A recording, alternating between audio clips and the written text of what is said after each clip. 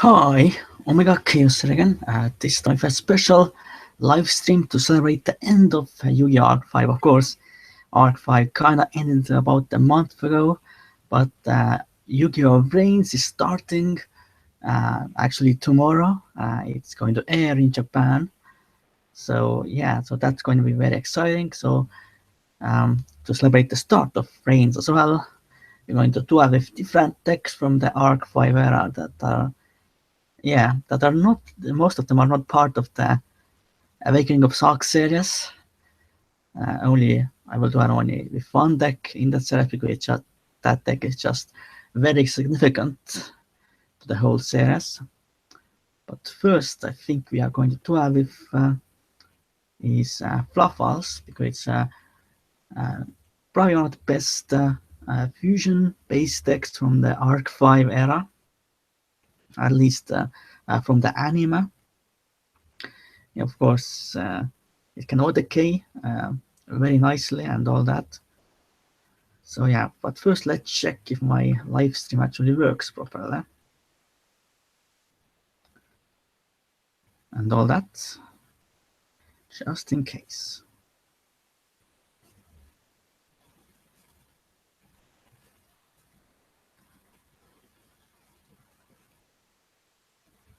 Well, it seems like it works fine.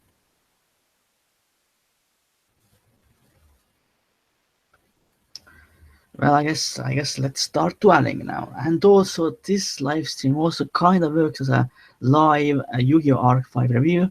And there are going to be, I'm going to talk about some spoilers. So if you haven't seen Yu-Gi-Oh! ARC-V and don't want to get spoiled, you might want to turn back from this video, from this live stream. But if you don't care about spoilers anyway, I guess you can stay as well. So I guess let's start. The first duel. So hopefully this live stream goes on without any technical difficulties. So again, like I talked about before, I'm going to talk about Yu-Gi-Oh! ARC-V. I'm going to, I guess, review the whole series for me. I kind of maybe planned to make a special video for it, but since I'm not sure how to format it, I might as well do it in this live stream. So basically, of course, we start from the beginning with the standard dimension arc. The first 6 episodes weren't really anything special. Of course, we got the introduction of Yuya and the Pendulum Summoning mechanic. Of course, we now know what actually transpired in the first 2 episodes with pendulum monsters being created. Of course, they were created essentially by Sark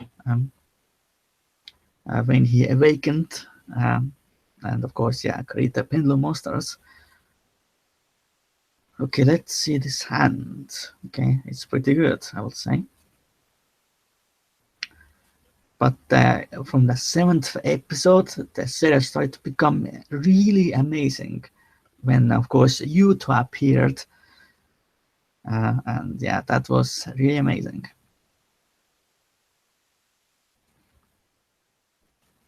Okay, Siphon Lord Omega, of course. Okay, so it's Traptrix. Oh no, Omega actually hit my pronunciation.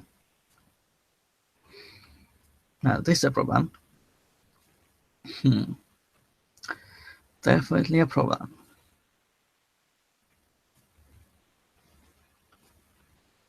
I guess I'm going to search Fluffalo so I can actually at least finish on my next turn.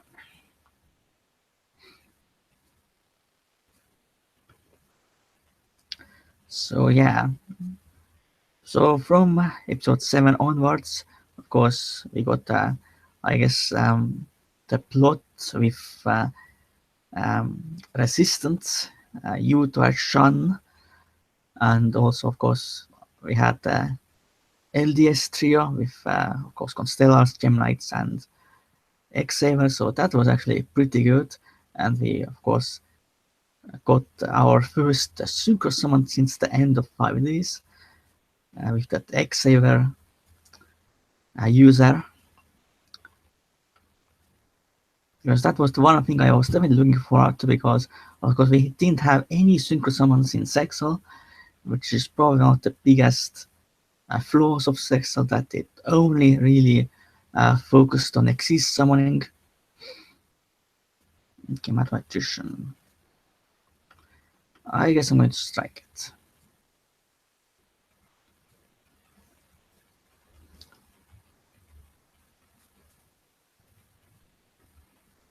And of course, with that plot, we got one of the best duels in ARC-V with the Shun Kurosaki versus LDS Trio.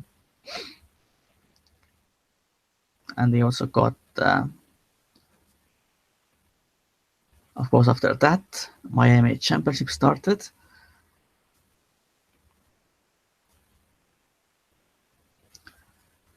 Okay, well, at least I can do something now.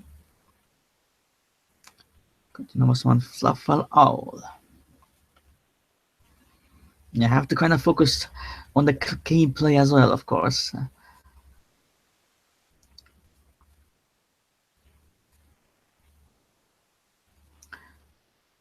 And again, if you have any questions in this live, you can definitely write them in the live comments. I'm going to check once in a while, at least after, I guess, every duel.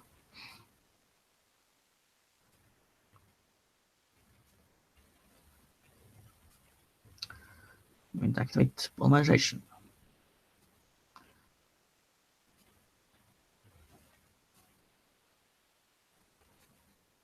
Okay, fight for sheep.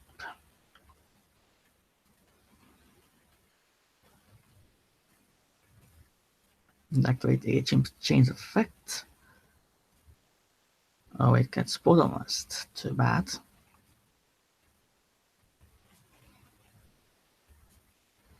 I'm actually going to search out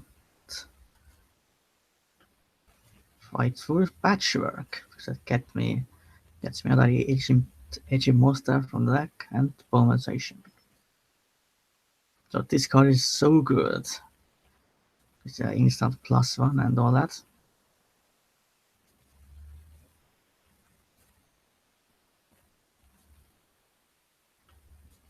I'm going to activate instant fusion.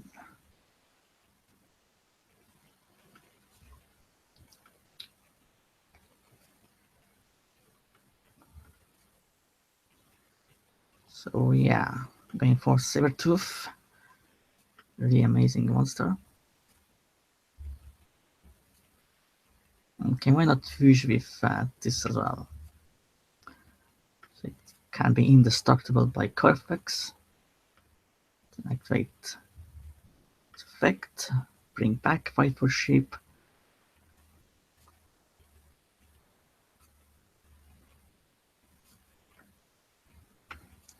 And an attack.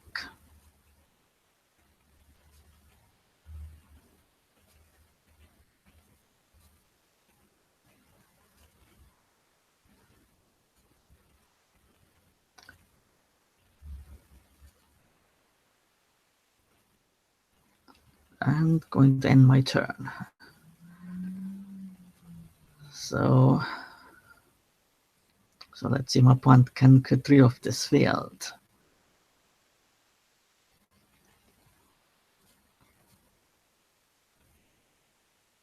So of course in the Miami Championship, probably had one of the best, another one of the best was in ARC-V.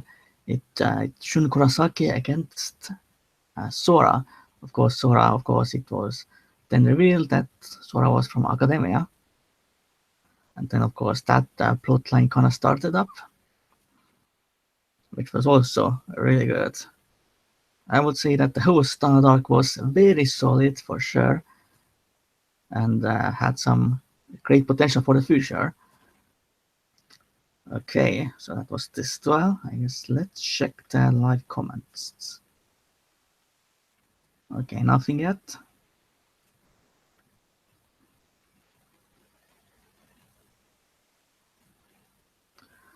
So let's go for the second duel.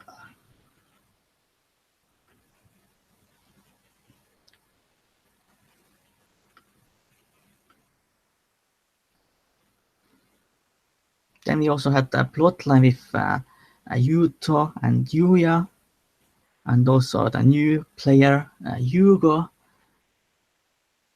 Fortunately, then it was a duel with Yugo and Yuto, and unfortunately Yuto was defeated, and then after that was absorbed by Yuya for some reason. So essentially, Yuto essentially died. At least we thought back then. It was definitely very sad for me because Yuto was definitely my favorite character and still is one of the best characters from that series, and probably still my favorite one.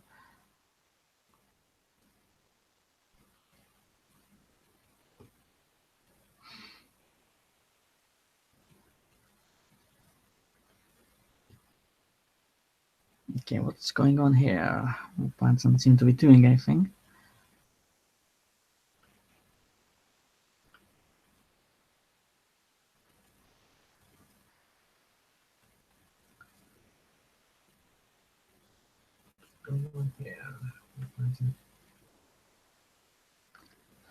Okay.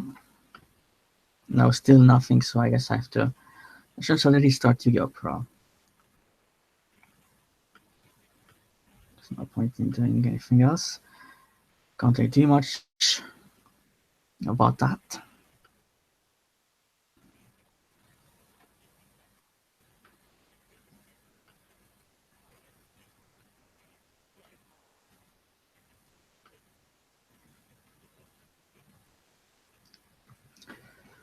So yeah.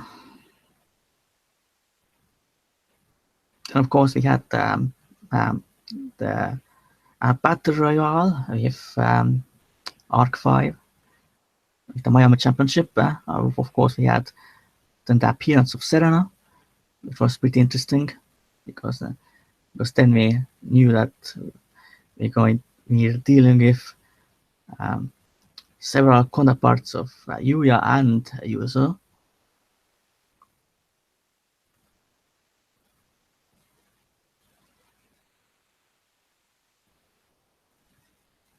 And of course, we had heard about Ruri as well, but unfortunately, that character didn't appear until a lot later in the show, which was very unfortunate, I would say. Ruri should have appeared much sooner.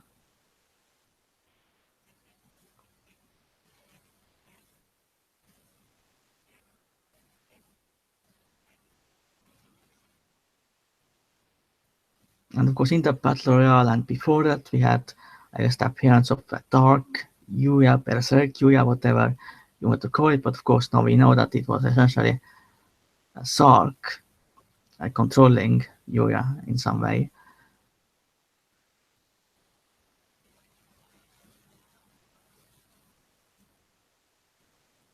And that, of course, was very interesting for me.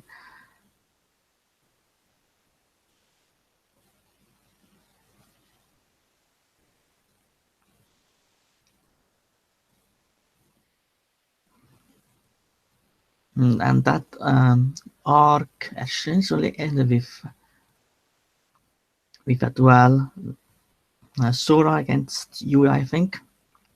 And then, of course, after that, we had a second duel with Reiji. Of course, with the first duel was interrupted in the LDS, which happened after the LDS trio duels.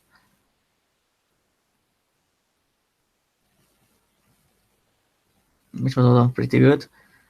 And then, of course, the Star arc ended, which, like I said, it was very solid and had some many great storylines. And I was definitely very optimistic about the series' future back then, especially because, of course, we then had heard that we are going to go to other dimensions, the synchro dimension, and all that. So I thought the series was going to get even a lot better. But unfortunately, that wasn't really the case. So when we, of course, went to synchronization, before that we had the duel with Yuya's mother, which was very terrible in my opinion. That was evidently not needed. Well, seriously, my point not doing anything again. Like, come on. I want to duel here. Now, okay, let's try again. Definitely not good.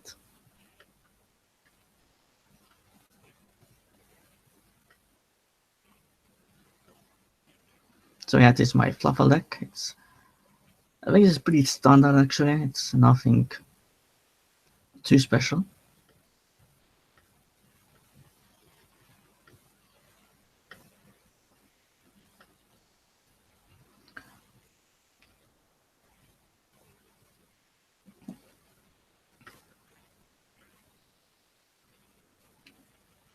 And with the synchronization arc, we had the introduction of legacy characters, essentially characters that have also appeared in the previous series. Like of course we had in the synchro dimension arc, we had Jack Atlas and Groho, and we had some cameos of other 5D's characters as well, which was actually pretty exciting. But unfortunately, the legacy characters weren't really that well handled, aside from Jack and probably Crow as well. But in my opinion, the synchronization arc was way too dragged. I would say it had a very slow pace. I would say the first 12 episodes were not really exciting, but after the episode 64, I think things start up with, of course, the first duel against Jack Atlas and Yuya.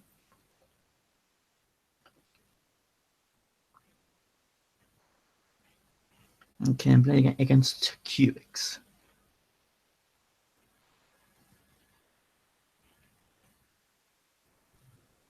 Activate Fluffle Dog. I'm going to search for Fluffle Wing because I have a Fluffle Bear in my hand. And of course, you know how good that toy vendor Fluffle Wing combo is. It's crazy. You essentially get free cards from it.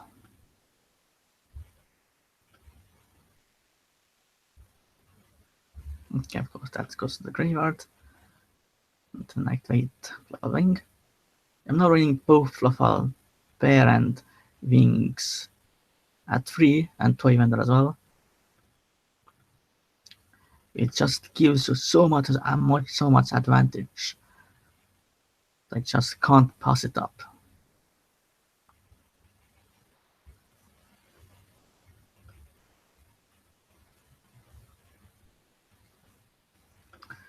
Connect the conversation.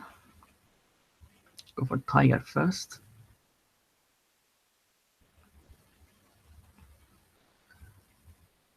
I think that's fine. If I have a Tiger, obviously I destroy those. I get a Fluffle Penguin as well.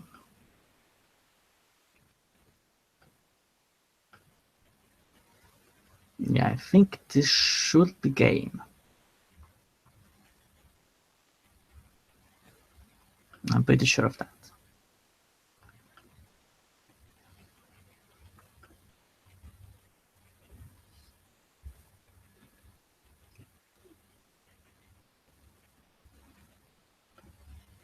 Like Fire Fusion and summon the Wolf.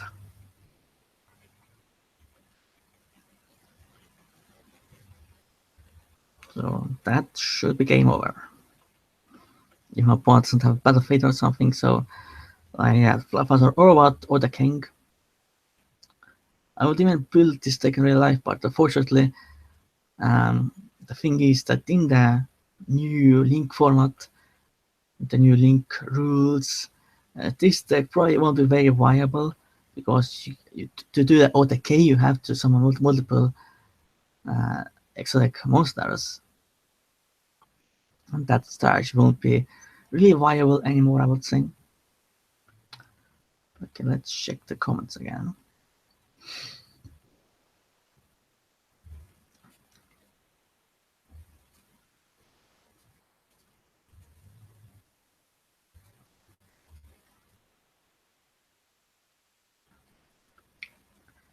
Okay, I guess let's do the last 12 fluff files, because I think you already know what the deck does, so I don't have to duel with this deck that many times, because we still have 5 other decks to duel with, and we're already kind of like 20 minutes over.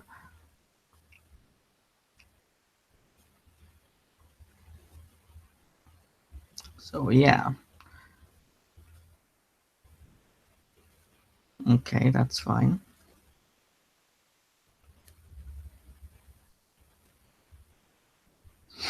Interesting.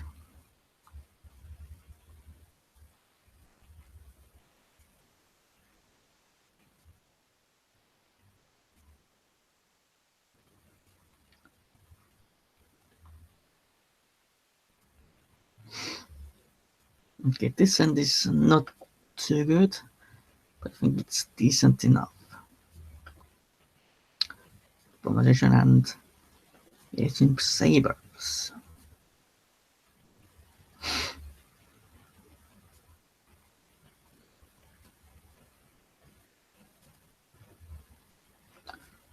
So finish summon to Tiger.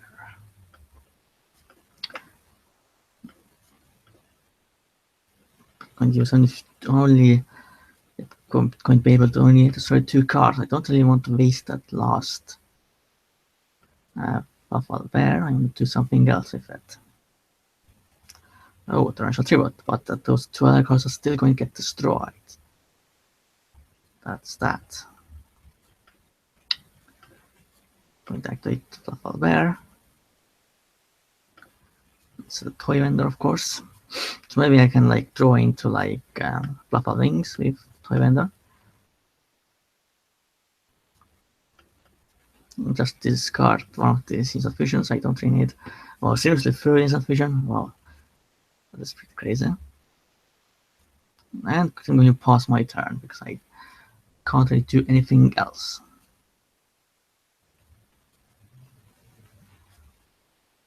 Seriously, going to Memphis Space Typhoon Toy Vendor? Come on. Well, that was definitely a mistake because I get a free card from it. That was completely pointless, I would say. But going back to the ARC-V review, I guess. Because of the Jack duel, we had the Friendship Cup. And there were a lot of duels in that tournament for sure. But all the characters were pretty much separate. They were in like separate hotel rooms or something, which wasn't really that great because then we didn't really have many good character interactions because of that reason. But overall, the Friendship Cup tournament was pretty decent. It had some really good moments. For example, the duel with Shun Kurosaki against Dennis. I don't know, but Shun Kurosaki's duels were always very entertaining, and the character himself is also really nice. And then we also had what else? Yeah, I can't even remember some of this. This case going to give up a dog.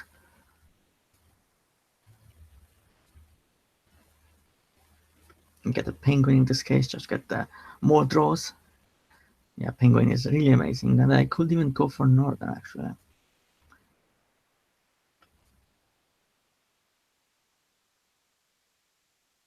So in this case,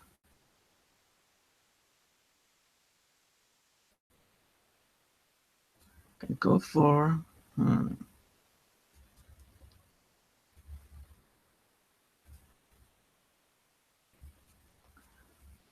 Daredevil, or I think I go for Daredevil in this case. Chain and flip out penguin.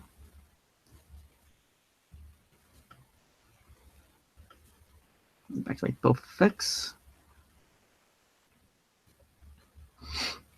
So like you see, this deck works really nicely. I guess for the fusion, I'm not sure.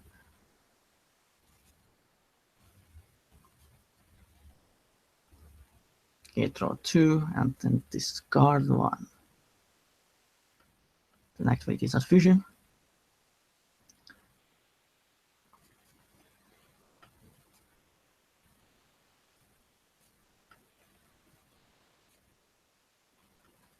But one of the main flaws of Synchro ARC was that we definitely had that ego preaching, I guess, with the main philosophy of Yuya and all that.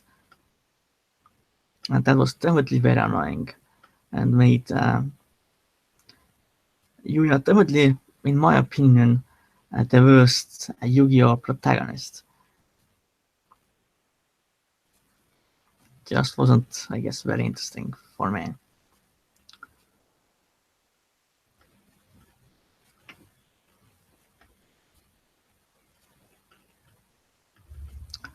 Attack over that.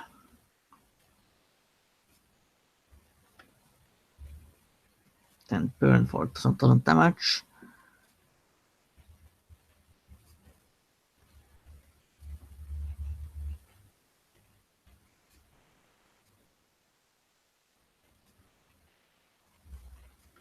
No, that's completely fine, I think. So we get the story end phase anyway.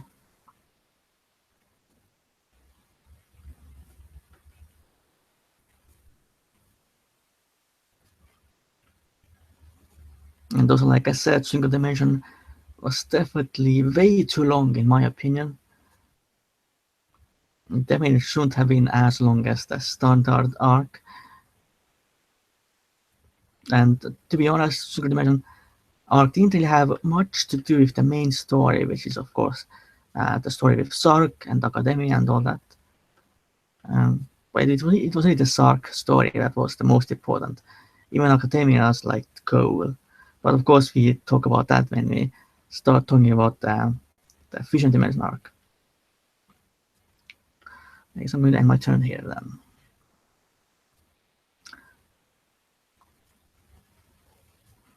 So yeah, then of course, after the last story with Jack and Yuya, we then went to the Exist Dimension, which was unfortunately, I think, the worst arc in Yu-Gi-Oh! ARC-V. Which probably should have been the best arc because, of course, it allowed Sync to, I guess, destroyed Heartland City and all that, and kind of a dystopian feel of that as well.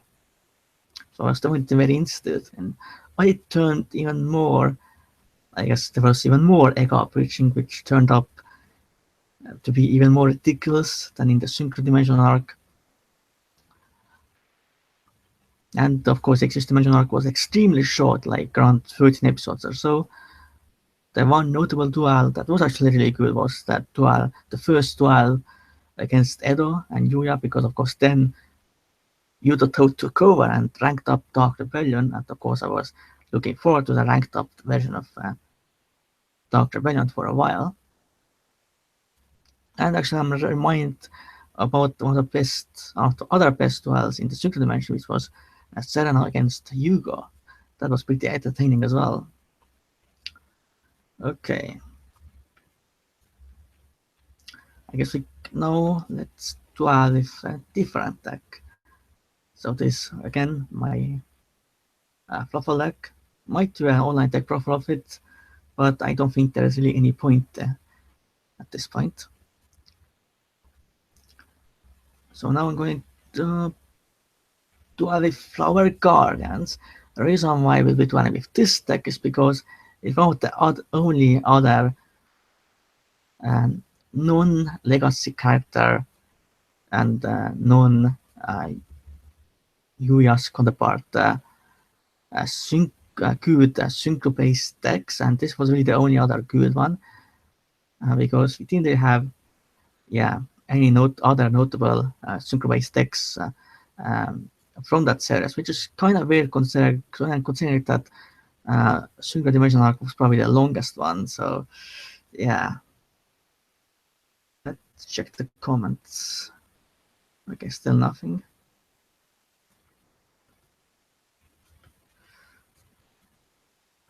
Okay, one watcher. Well, better than nothing, I guess. Or maybe it was just me, I guess. But of course, people who aren't watching live can, of course, watch it when it gets uploaded fully to YouTube.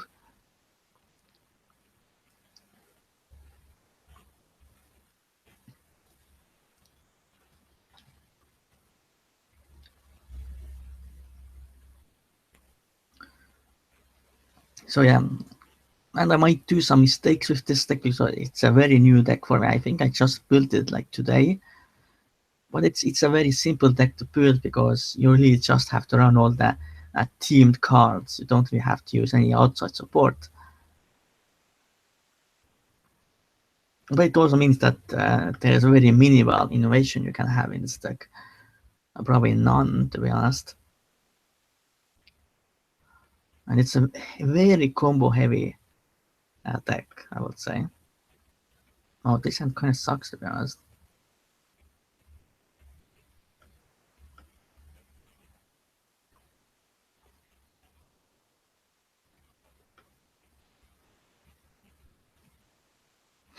Hmm.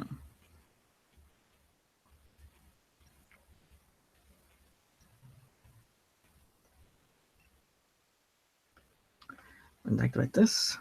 Summon it.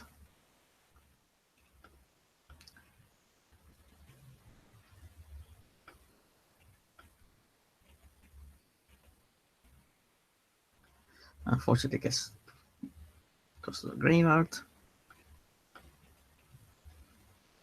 Because in this deck, you need to get access to the tuner, which is level 6. Oh, this is unlucky. Unlucky. Like, yeah, not getting really anything.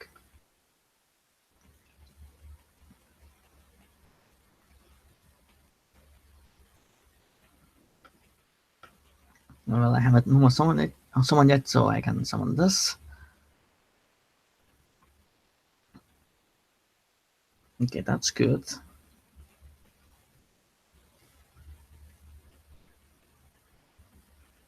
Can we tribute this?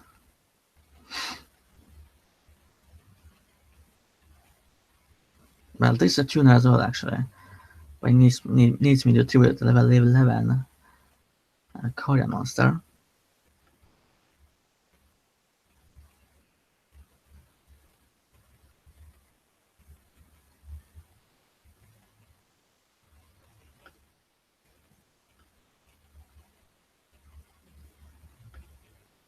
And these are not level 11, so pretty painful. So I can't even synchro summon this turn because I don't really have any tuners right now. Very unfortunate. But even then, this deck still has some tricks. Um, like this can negate an attack if it started for an attack. Wow, seriously? Wow, this really sucks. Because now my opponent can just go into infinity and screw me over. Yeah, that's one of the flaws with this deck, but that you really need to get access to that level 6 tuner. Otherwise, you really can't do anything. But my opponent actually went for Volcasaurus, which is unexpected. But I guess it's fine.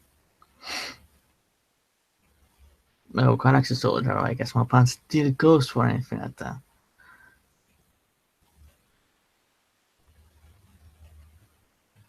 Yeah, I think I might as well scoop it up in this case.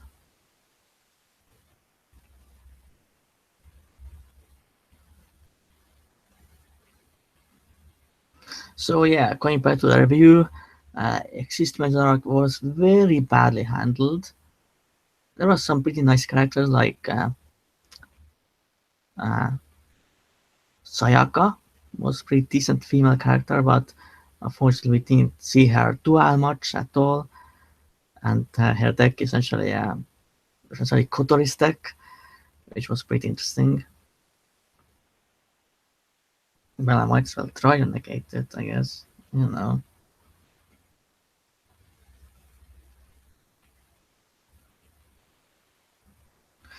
Of course, it gets negated.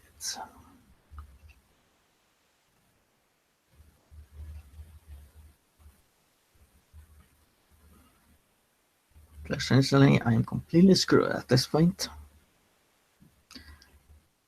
The only card that will maybe save me is Khaos, but already,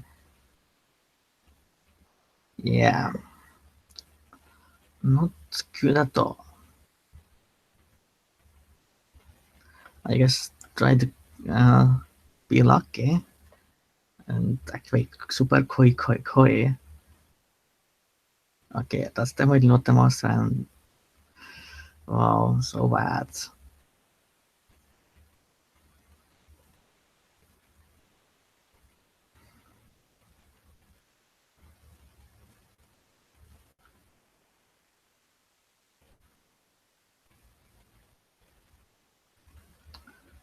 So what, I'm going to get back to my hand.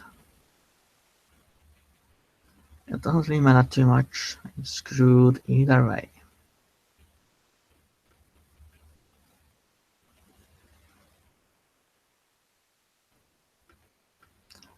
Throw this and then draw.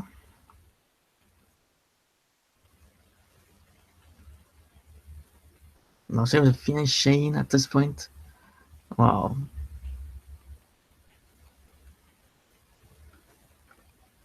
I guess I can select with this if it even does anything.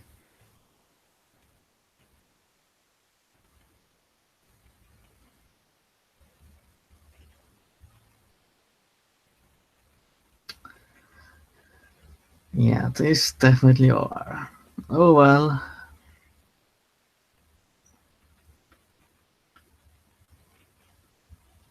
I guess can't have everything.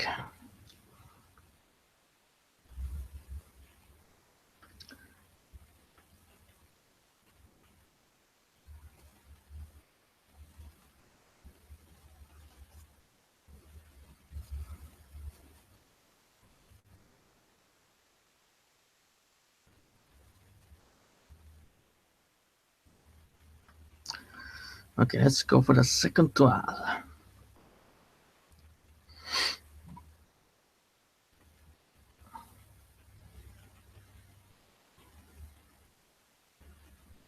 Metal design is actually pretty decent. I have the level 6 tuner in it, which is Valkyrian Peony with the butterfly. Yeah, these names are extremely long. And this is against the 60 card Zephyr deck. Not sure how I can do well against that. The Zephyrs are a really good deck now with the new support from Maximum Crisis.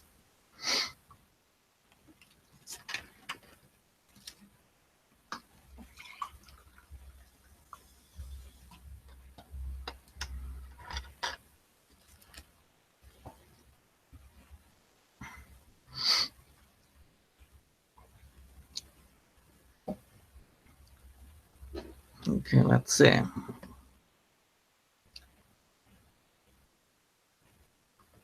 But then after the Exist dimension, we went to a Fusion dimension arc. Which, yeah, of course, once we got there, we then had probably one of the most terrible duels in a while, which was the, and arcs, I guess mini arcs, which was the Battle Beast arc, which was complete, like I said, completely terrible. Was completely unnecessary. It was, I guess, just made to fill time, but considering how the Fusion Dimension arc was completely rushed, I think they should have filled up that time with something a little bit more relevant. And of course, that's also when ego are preaching. Or if you don't know, ego means smile in Japanese. So it was, yeah. Instructions on UI was all about making people smile with duas and all that, which is extremely cheesy thing to say, I would say. Like, yeah.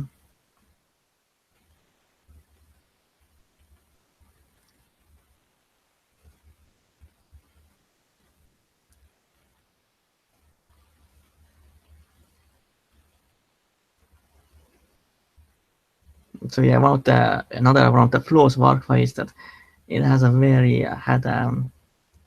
didn't have a consistent tone to it. It had some very dark moments, but it also had like very cheesy ones and all that. And I think if you have like a TV show or anime or a movie, you kind of have to have a consistent tone for it.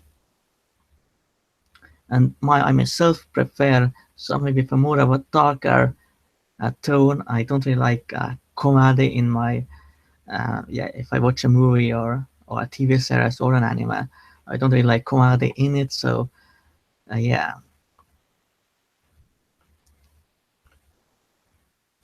Okay, let's see.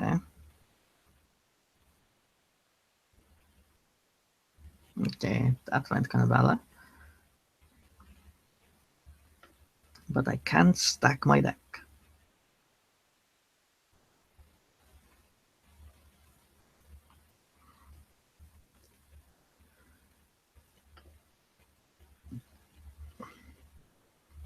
Okay, Hanawase, or I guess Hanawase, probably the best card in the deck, so why not? Although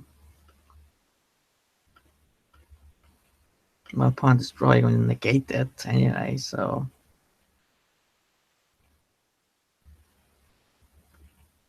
I'm not sure what I should really do. I'm going to activate it anyway. My opponent probably is going to negate it with the Connor Trap. Yeah, that was pretty much certain, I will say.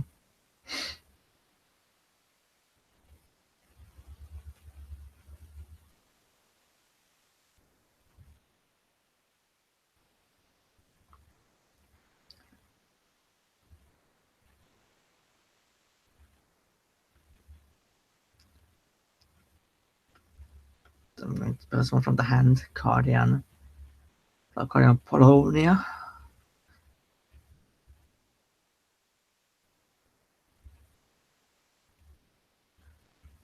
Then attribute this to summon this and then draw a card. Of course, this deck is all about drawing cards and make some pretty nice combo plays.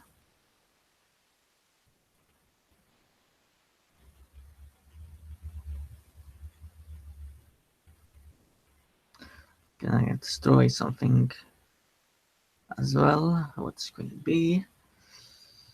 I think that back row is probably the best idea. Use Twin Twisters.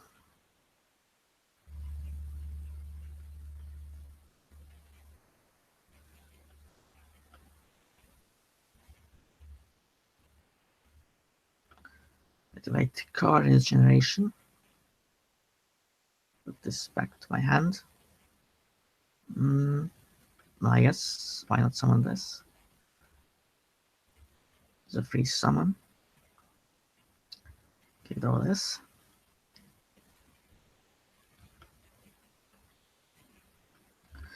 Probably all of the bottom, so I don't want my opponent to get those cards.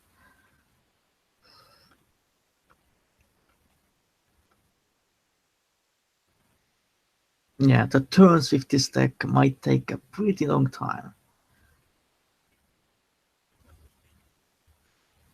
I get destroying something else. I don't really want to destroy this because then my opponent can summon it on the X deck by tributing.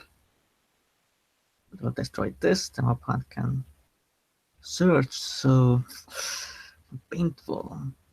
Either I have to get rid of Sephiroth because my opponent can add stuff to the X deck with that. It's definitely better to do it this way.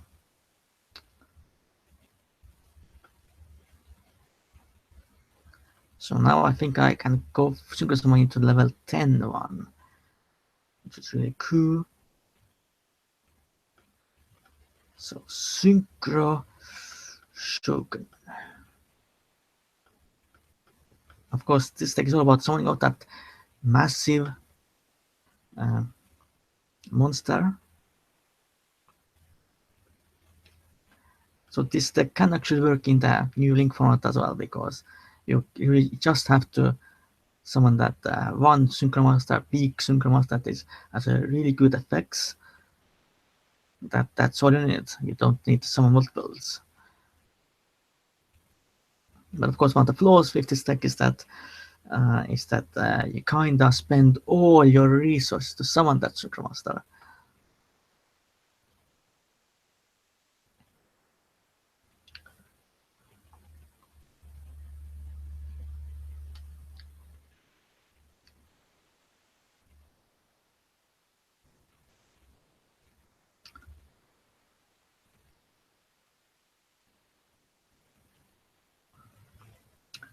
Activate the flower stacking. Can stack my deck legally. Yeah, pretty nice. Okay, stack it for this.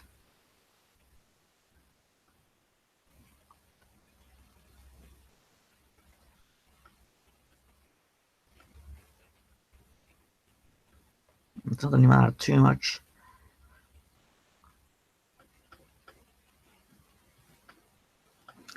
Then I activate this. Of course, I draw a card, then I can summon it. But of course, unfortunately, it gets negated.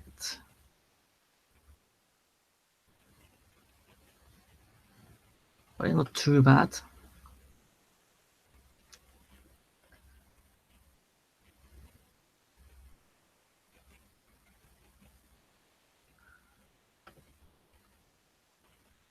I think I'm going to summon this as well.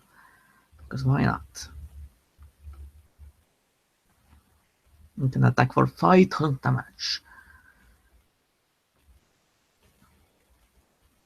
This card can negate a spell trap card once per turn, and also if it leaves the field, then I can summon another flower card and Synchromaster from the deck, which is really cool.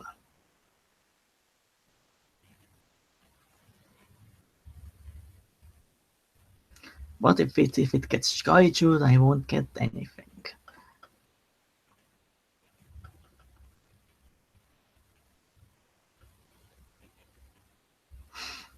No punch is just setting a monster.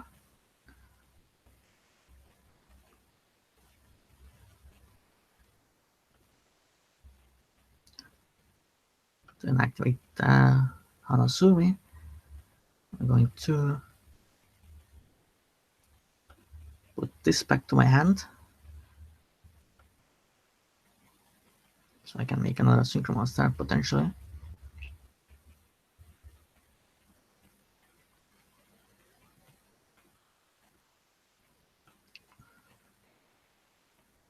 Okay, summon this, draw another card. Not terrible. Was just my opponent using dinosaurs in that deck? I'm going to move to top.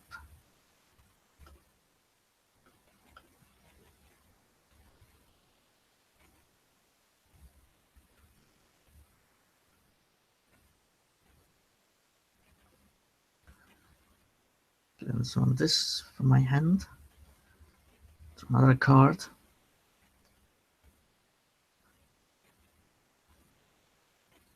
Okay, this destroys a monster actually, so I'll destroy that.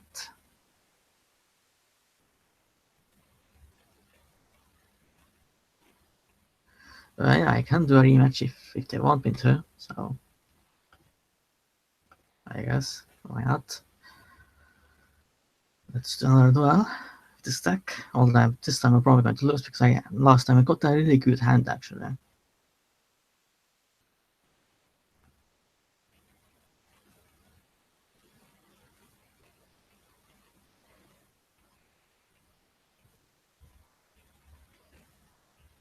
In the meantime, let's check the comments. No one has commented yet on this live stream, but yeah.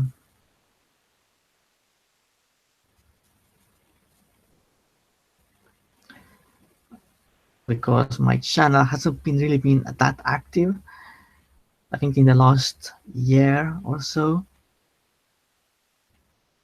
Although I did promise that I was going to get a lot more active, but yeah, I haven't really kept up with that, unfortunately. I guess several things. Was the link format announcement. I had to pretty much rethink all of the stuff I was doing. And of course, I'm basically preparing for that right now. But of course, I am still doing that Awakening of Sark series, but it's going to end much sooner than expected because of the link format. Oh, it has dinosaurs as well, like I expected, because of that Ultimate Conductor Tron in the deck. But I'm not sure why, doesn't seem to really make sense to me. I guess to make Tenglong first turn. I guess that's why my opponent is running dinosaurs. But it still kind of seems pretty weird.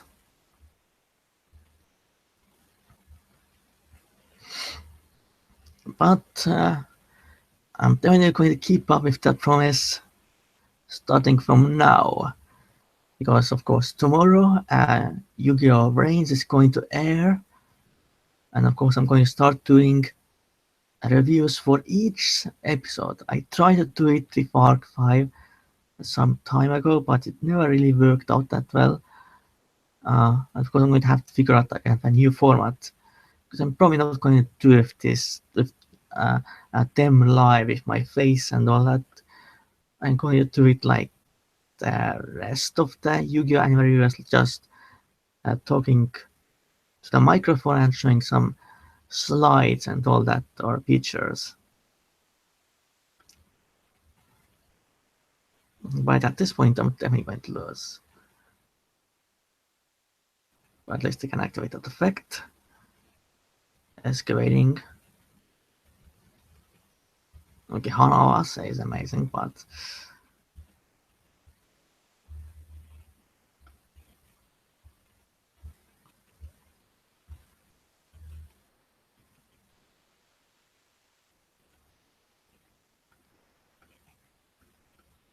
it doesn't really matter too much. I'm going to activate this effect, so let's see if my opponent is going to negate it or not.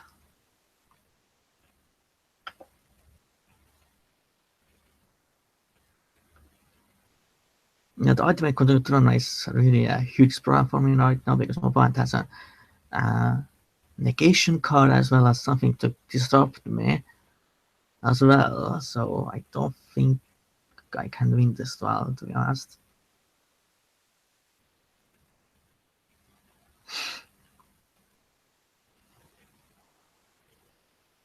But I hope I can do something at last in this case.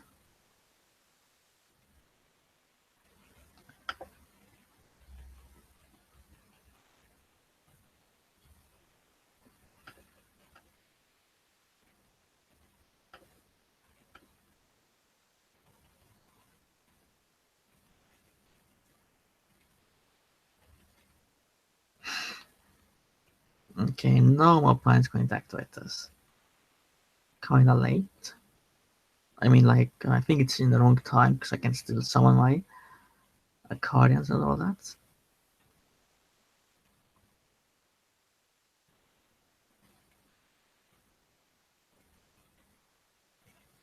Oh, Sephra War is another disruption card for me, so it's getting pretty painful.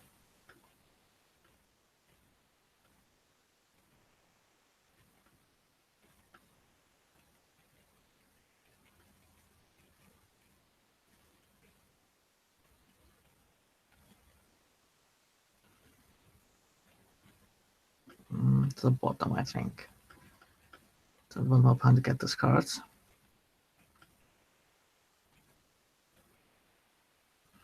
Now I can actually cover Black Rose at this point. That would actually be really good. But my opponent can still float. Synchro Shock on my list, I can get rid of the Ultimate Conductor now. And all that. But Tenglong can still float, so that might be a problem. And I can't really activate Flora Gathering this turn, but it's something I can have to deal with right now.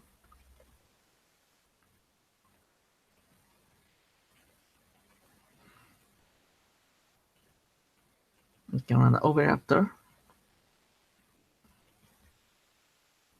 Is my opponent going to go for Tenglong again or something? Not sure. But I think this is going to be the last one with this deck probably. Or maybe I should do another one. Not completely sure. But we'll see.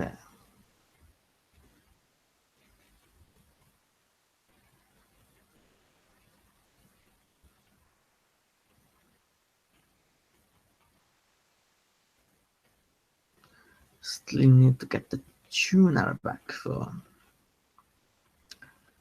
So I think I can I? Yeah, I think I. Oh, I think I have run out of them from the deck. So I think I only have 4 targets anyway.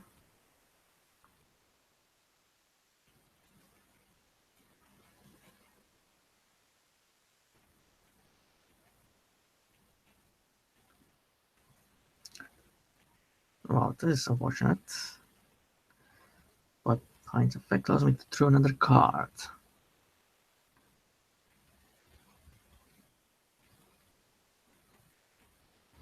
Okay, so for Providence.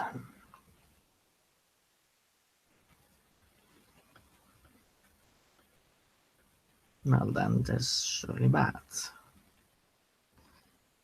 Can't really do anything right now. Oh well.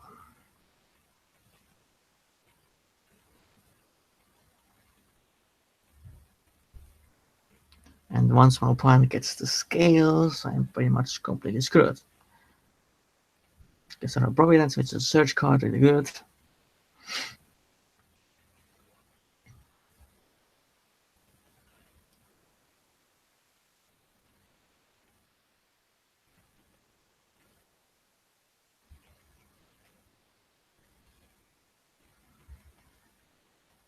So yeah, definitely very romantic one.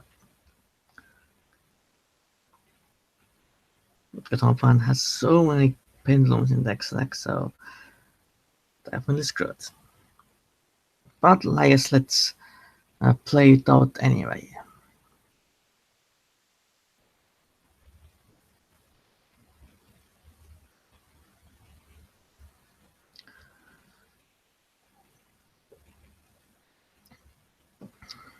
Okay, Fossil Dig as well.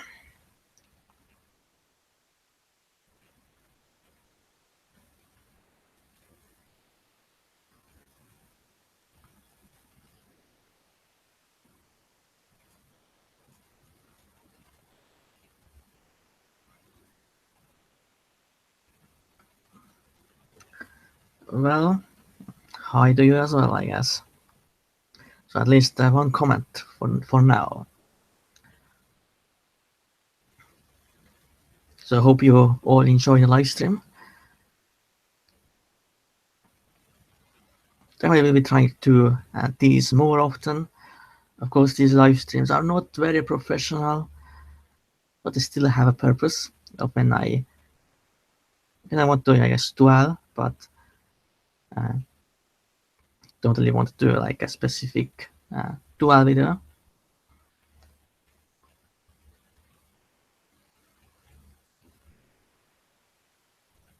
Well then, can I still survive? Probably not. I think that's game over.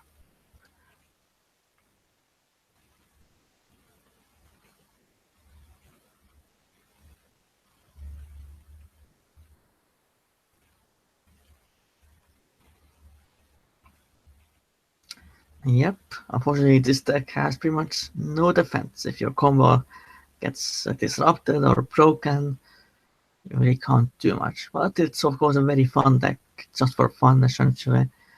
It's not meant to be competitive. But it's actually, the deck is actually better than expected. I actually expected this deck to be kind of terrible. But it's actually pretty good if you do your thing right. Okay, I think that's it for this deck. I think you see the main combos in this deck. This is deck, pretty standard deck. There's really not much innovation you can do in this deck because the cards are pretty restricted. I pretty much run mostly everything at 3 except the cards the story cards that require a specific level card to be tributed, like this card Plovina Phoenix, which requires a tribute for me to tribute the level 12 Flower Guardian monster, which is a very hard thing to do because mostly there is just one other monster with that level. So yeah. The next deck I'm going to have is, I think you know very well if you have been watching this channel for a while, and that is of course Raid Raptors, and have been working on this deck, playing with this deck for a very long time, and having like many different versions and all that. And I do have this deck in real life as well. So yeah, I guess let's start well with that.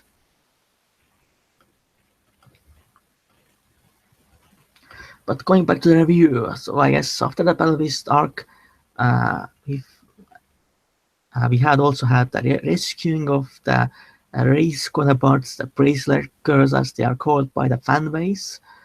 Of course, the rescuing of Ruri and Rin, but of course we found out that they're essentially brainwashed by a person called Doctor, I think, who use parasites to control people. Which was also kind of filler plot line, to be honest, in my opinion. Also, I kind of forgot to talk about was the introduction of Kaito from Yu-Gi-Oh! Sexal as another legacy character, as well as Edo. Oh, seriously, Lone Mind, well, come on, how I can play against that? Like, that's so sacky. Yeah, I think I will just scoop it up. Like, I don't really want to dwell against that.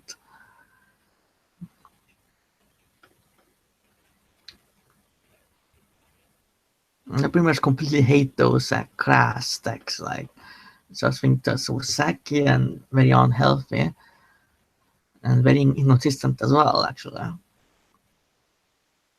I would never run a 60 card deck, that's for sure. Despite lawn mowing or anything else, like, or even to counter, I guess, lawn mowing, if you run a 60 card deck, you can't get grass, but I don't think it's really worth it. Well, this hand sucks completely.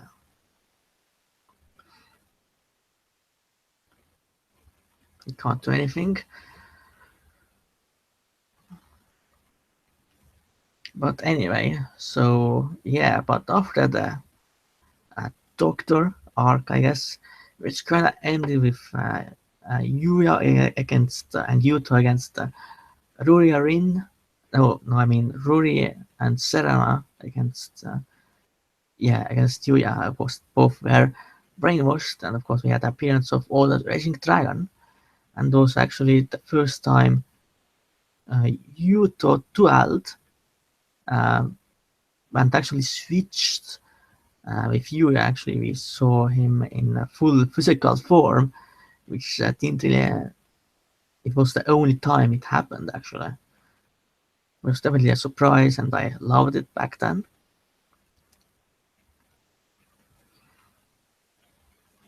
The next one, Tributanius. Okay, activate effect, of course.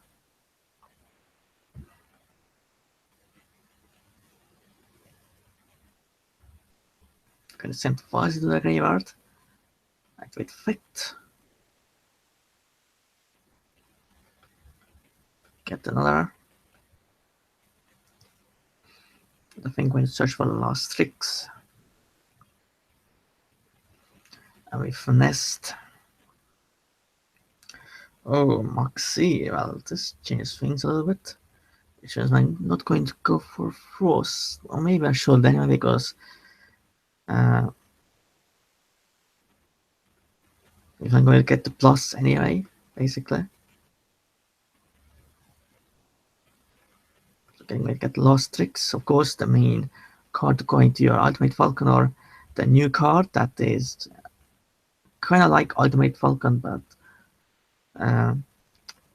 it's not really better than Ultimate Falcon, but can be more powerful, I guess, because it can potential attack multiple times, which is pretty cool.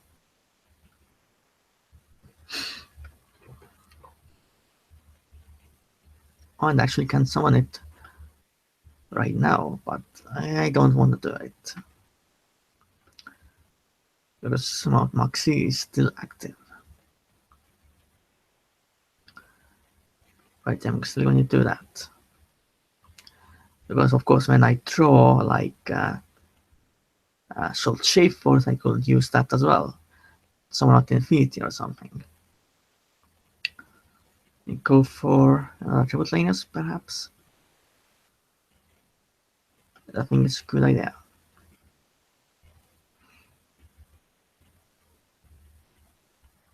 And then ending my turn.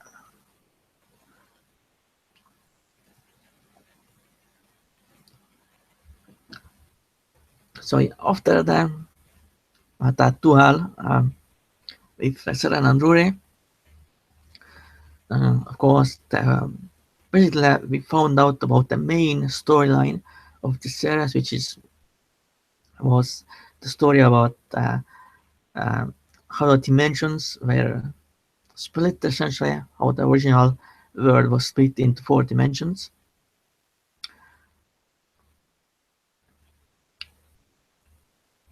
Which was pretty cool to, I guess, find out about that.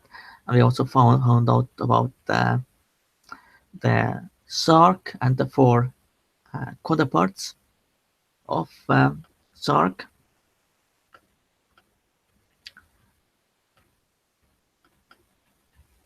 And I thought that the series was going to get a lot better from there.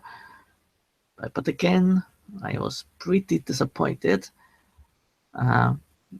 of how that the Sark's story was handled and all that. So after that, we had a few duels with Yuya and Razor against Leo, as well as Yuri against Yugo. Actually, what happened, of course, Yuri absorbed Yugo, then Yugo versus Yuri was pretty good, but the thing is that Edo and Kaido interfered with the duel, and that kind of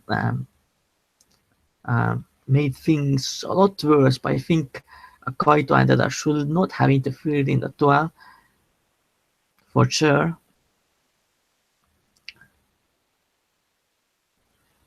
But in the end, of course, Yuri absorbed Yugo, and then after that we had duel with Yusho against Yuri.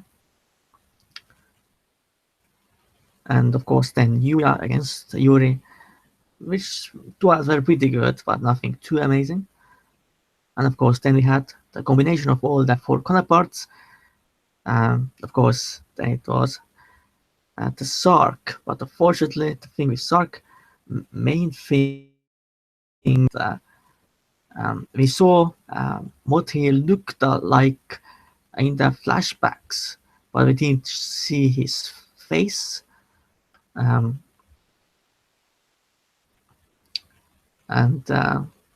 when the 4 counterparts actually fused together, instead of Sark being like a human Sark, we had this weird human dragon hybrid Yuya, which was really weird and definitely not something I wanted.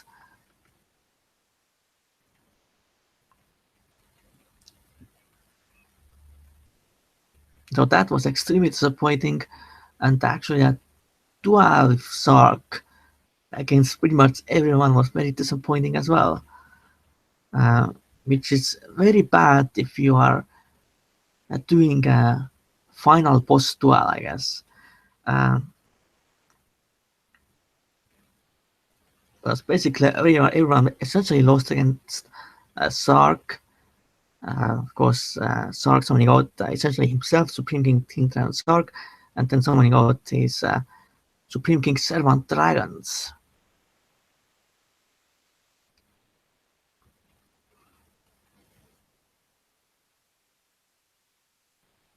Wow.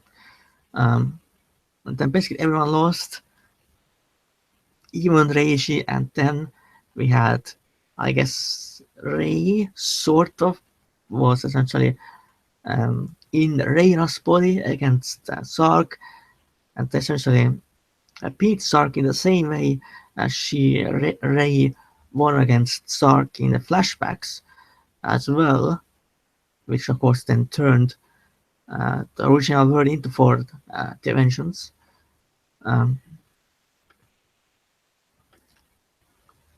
which was actually very disappointing as well, because it's a very Deus ex machina way of beating someone, because you're not really beating Sark like with a monster, like summoning out like a bigger monster, like a more powerful monster, like a mirror than more monster, for example, like but you're just beating in a very weird way, I guess. Not really in a proper way, I would say. And then, of course, Sark was defeated. Rira then absorbed Sark's soul.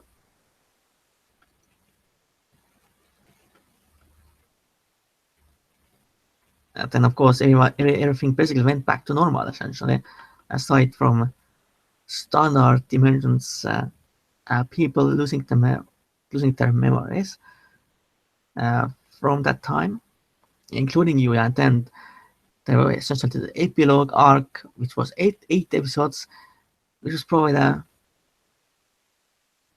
the 8 worst episodes of ARC-V, essentially.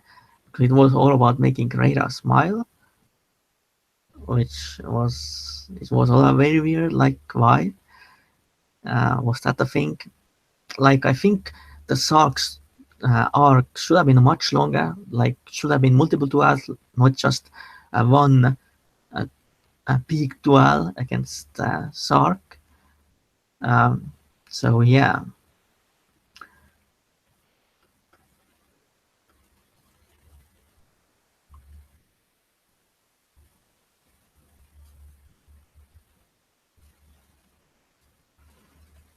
Okay, no other comments yet. Okay, let's do another duel.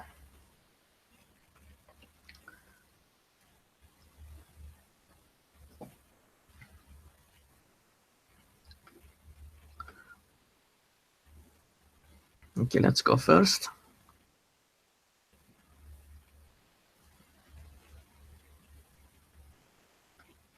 Okay, Norseman Sarpelanius. So essentially that was that. The last duel was essentially Yuya against Reiji. And actually Yuya actually summoned out all the Pendulum hybrids of All Eyes, which was actually pretty cool, but the thing is, after the duel, the ending itself was pretty bad. Like, we didn't really get any real conclusion. And basically, the other Stark's counterparts never got their body back. And same with actually Yusu's counterparts, or Rei's counterparts, I mean, so, like, the ending was probably the worst ending for a Yu-Gi-Oh series. Like, that's for sure. So overall, I quite liked ARC-V despite its several flaws. I think it's my third favorite Yu-Gi-Oh series currently. The way I order the series, rank the series, is my favorite Yu-Gi-Oh 5Ds. It just had, I guess, the best storylines. It was the most consistent. Aside from the filler arc in the middle, after the Dark Sinus arc, that was kind of a low point for the series. Aside from that, the series was extremely good all the way through. The second is Sexual, which is probably the most hated Yu-Gi-Oh series of all time by other fans, I guess. But the thing with Sexual is it started off pretty badly, and I pretty much hated the series in the beginning, but they definitely turned around after Tron appeared, and with the World Duel Carnival, when World Duel Carnival started up and all that. And after that, it just became a lot better as time went on, essentially, which is really good for a series because ARC-V essentially it started off pretty nicely, but then it went down slowly until that 8 episode epilogue arc, which was completely terrible. Aside from maybe the last 12 or so, and even then the ending in that episode was also really bad, at least in my view.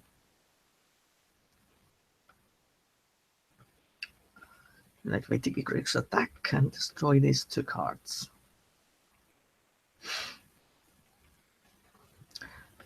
And then, of course, there is ARC-V. Very good ideas for ARC-V, but pretty bad execution of those ideas. Because it had so much potential, but the potential was completely ruined, in my opinion. I have no idea why they did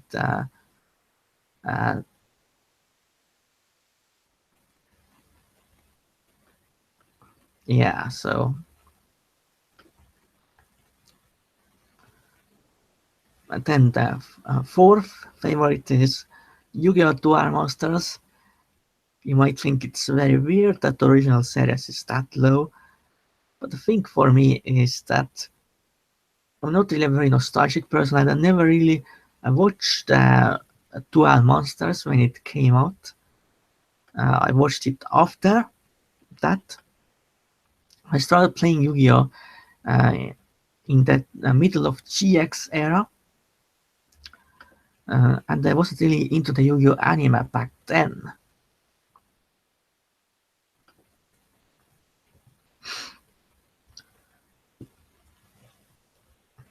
I started to get into the anime after 5D started in Japan. And Dual Master is actually pretty good, but the problem is that the rules are very inconsistent, as well as I don't like many of the filler storylines.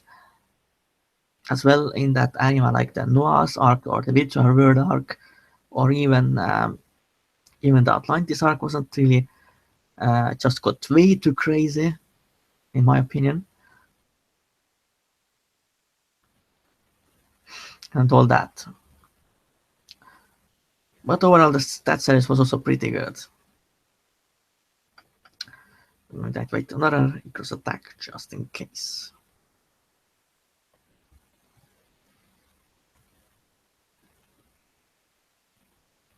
And then, of course, the last is GX.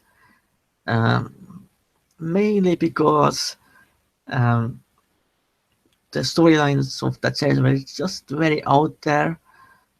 Were pretty, I guess, wacky, and pretty silly at times, I would say. Like, for example, GX actually had a dueling monkey at one point, which, like, seriously. And the villains in that show were very mediocre, like Kogemaru was a terrible villain, as well as Sayo as well. The only good villains were Yubel, and Darkness was pretty good as well. So the 4th season of CX was pretty much the best.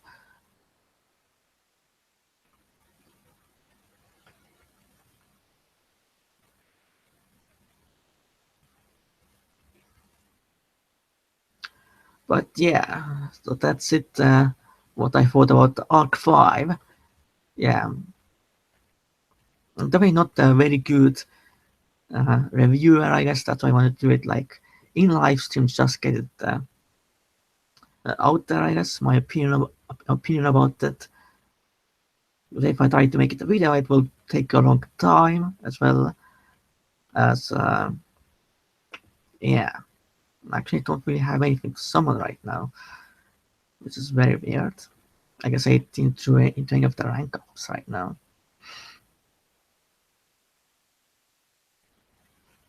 I guess we can just leave it like that.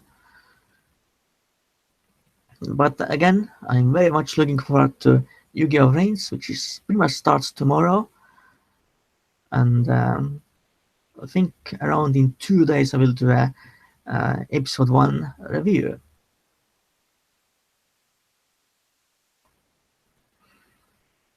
But I'm still not sure what format I will use and whether I will do a script or not. Probably should do a script because I'm not really very good in talking, like because I can stutter quite a lot, and I can just maybe like forget something sometimes as well. I think making a script for a review might be a better idea. Okay, my plan surrendered again. Okay, I guess last 12 redrafters.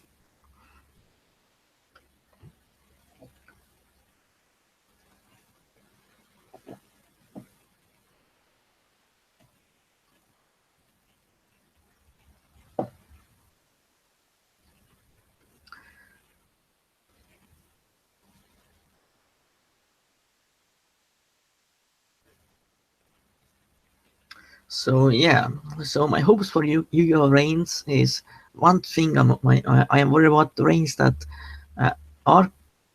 One of the things about ARC-V I really liked was the inclusion of all the different summoning mechanics.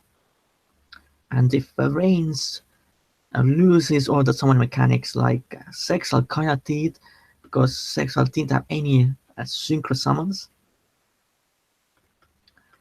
and if VRAINS only uses link summoning, that, yeah, will be very good. I will accept it, but I will be pretty sad if there weren't any other summoning mechanics in VRAINS and will be only be focused on link summoning.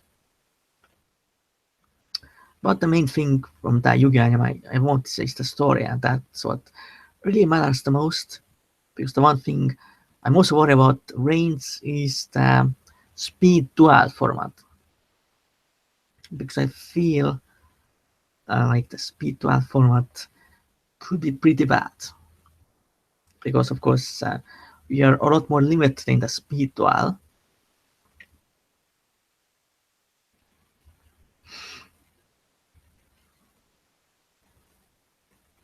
And hopefully they don't use speed dual that often, but I mostly want regular duals.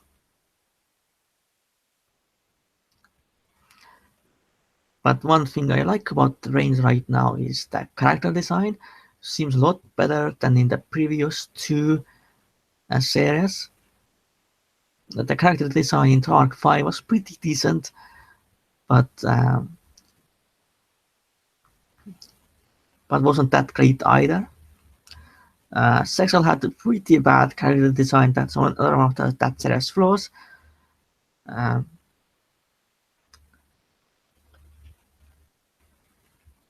But yeah. So character design is pretty good, and storyline also seems pretty interesting.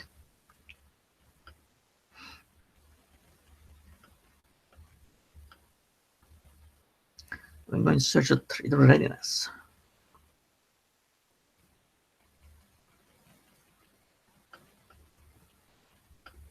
Going to end my turn.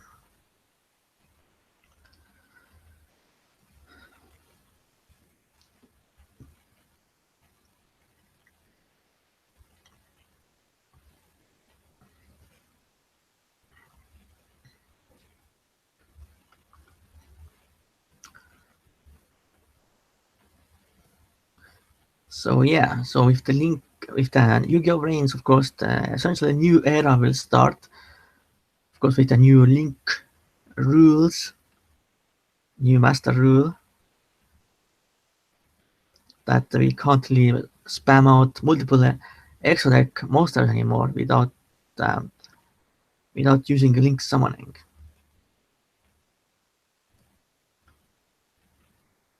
Which kind of sucks because it kind of pretty much makes the link summoning the most dominating mechanic.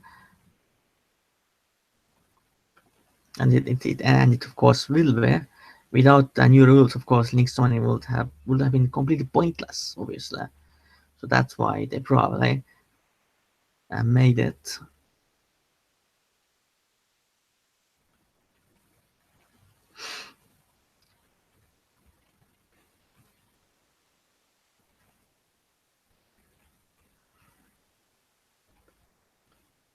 Now summon another Tibet Linus.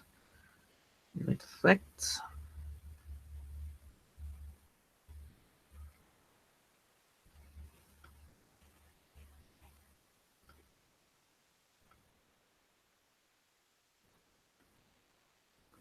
Okay, I think I will get Raider of a Nest.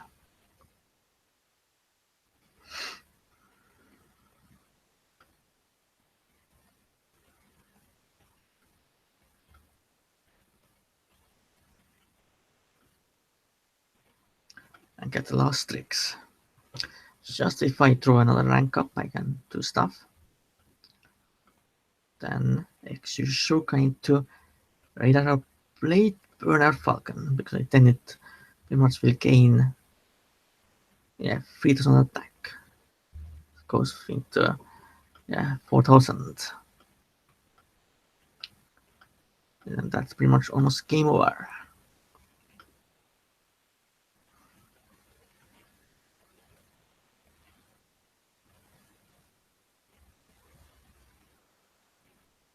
Okay, Mirror Force. I'm going to activate Raptor's Gust.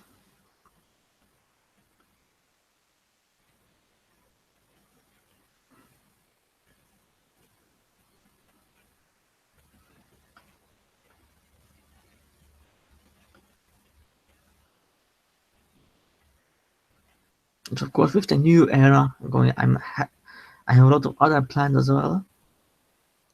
Probably a new Duanex series. And of course, we'll be building new decks as well.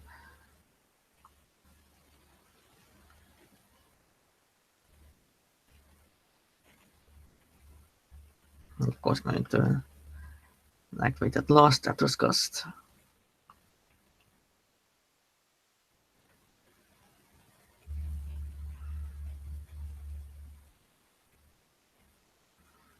And then it's my turn. This should be game over. Activate for Infinity. And then it prepare Falcon.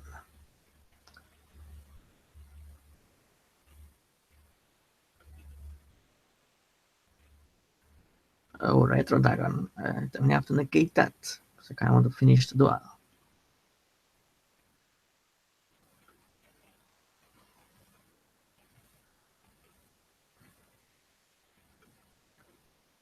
What do you mean?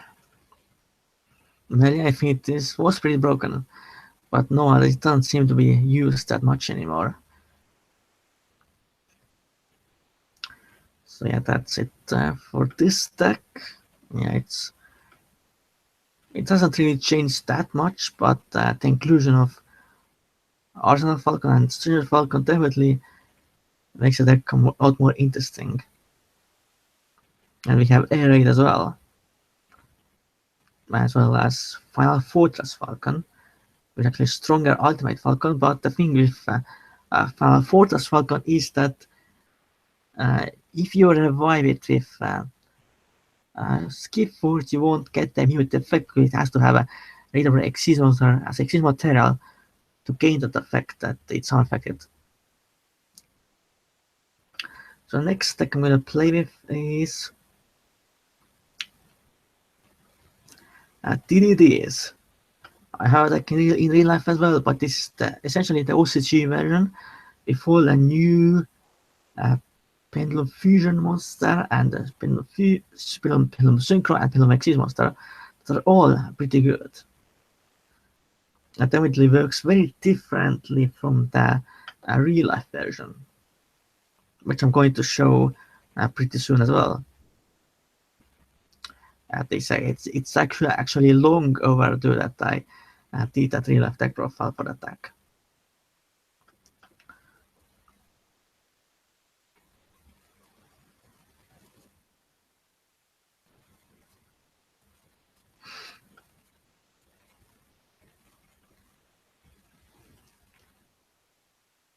go for another duel then.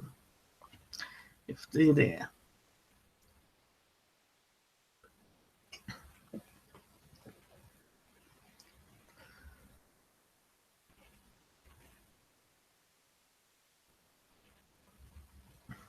So this deck is pretty difficult to play with. It of course has even more combos than the regular version.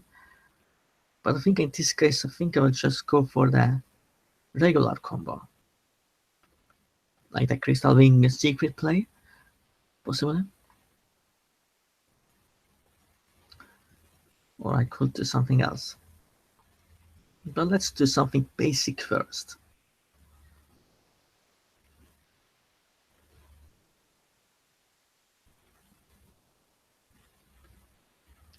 So Yu-Gi-Oh Shogun, Genghis.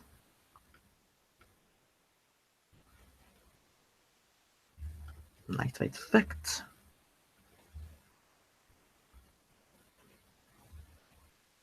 I'm actually going to summon this instead.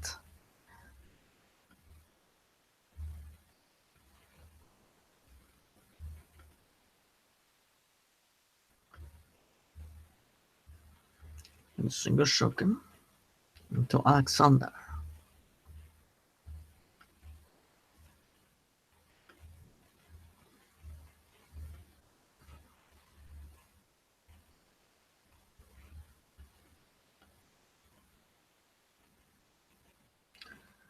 Okay, that's kind of weird. I think I'm gonna mess it up.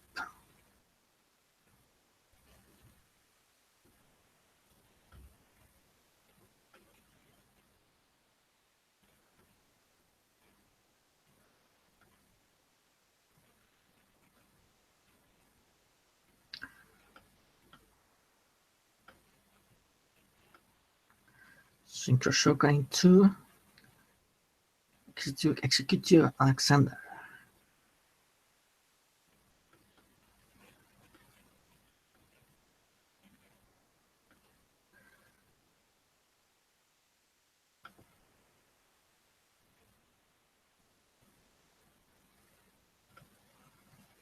Okay, summon this.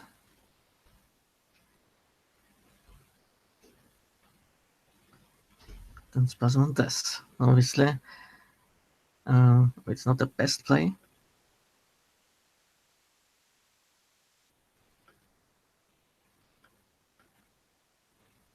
But it's something.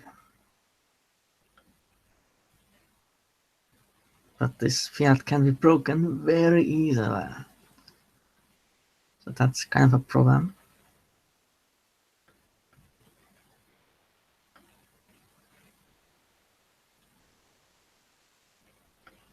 But it is something. At least my Alexander has 6,000 attack. Well, like I say, it's definitely not a competitive build of the deck. Keraton, I guess it's Ancient Chaos. Okay, Hunting Hound.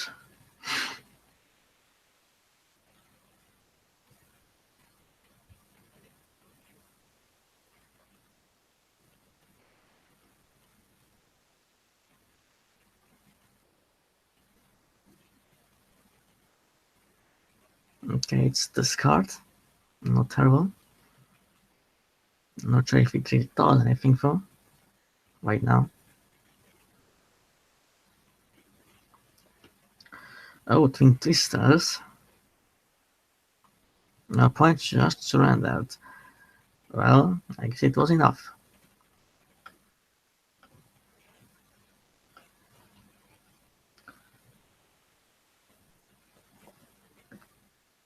Yeah, definitely works very differently from the regular DD deck. But that's why it's so fun.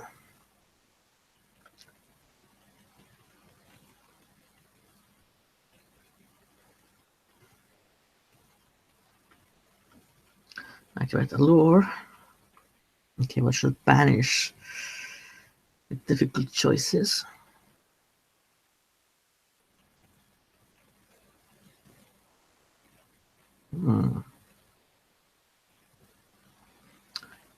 But it's a Lamia in this case because I really can't do anything with it right now.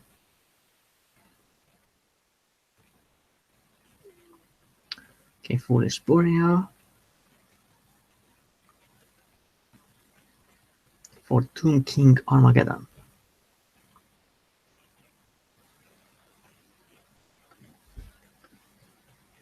Lightweight. No, that was bad.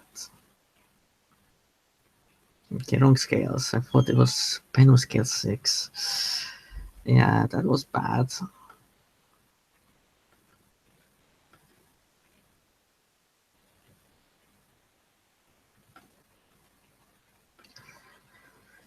Okay, I completely messed it up. Well, it happens because obviously since it's a completely different variant, it also has completely different combos. My hand really wasn't very optimal anyway.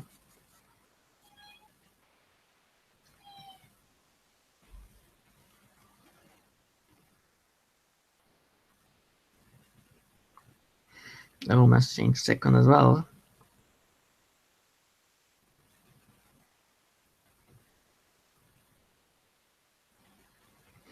Yeah, probably going to definitely lose this duel.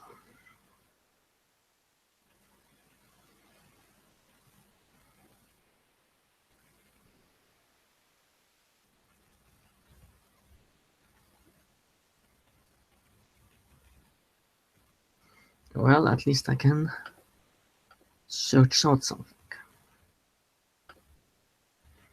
Although it will get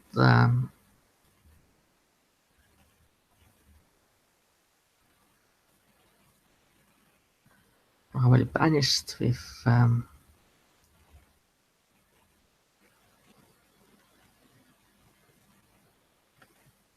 actually that's what I needed.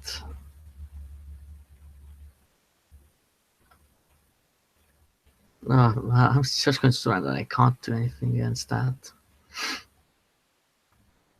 Yeah, mess it up.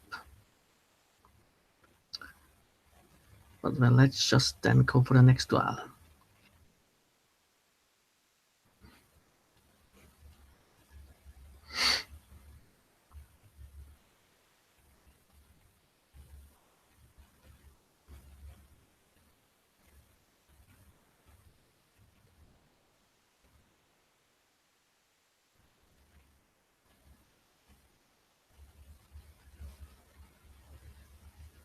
And now, from now, I'm also trying to do those real life tech profiles I promised a long time ago. I think I now have, I think at least 8 decks to show, different ones, if not more. So this time I want to get them finished before, of course, the new rules arrive and destroy everything.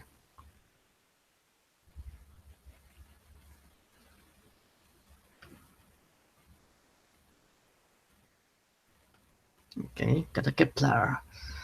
Our opponent just surrendered before doing anything.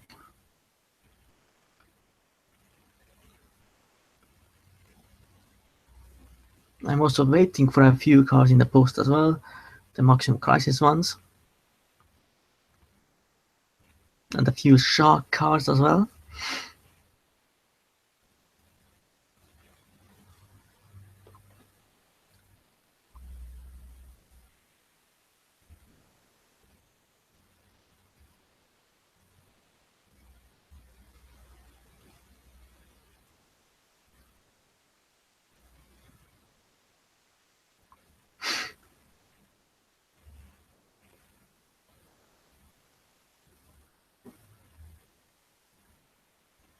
Of course, we'll go first. Not the best hand, but I can definitely do something at least. So I trade 1 for 1. Discard Necros Line. And search for Swan Kepler.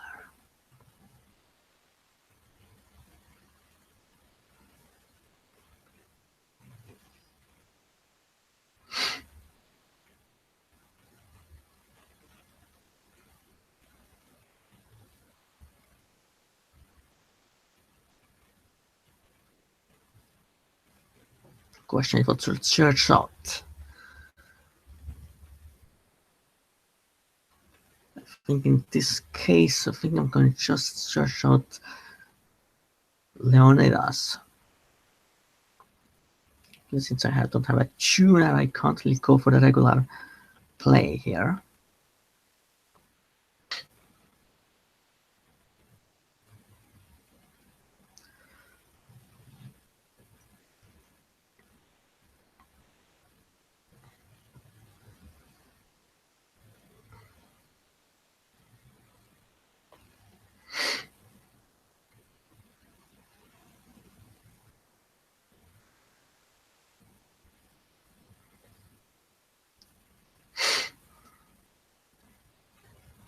Oh, it's dinosaurs. Pretty interesting.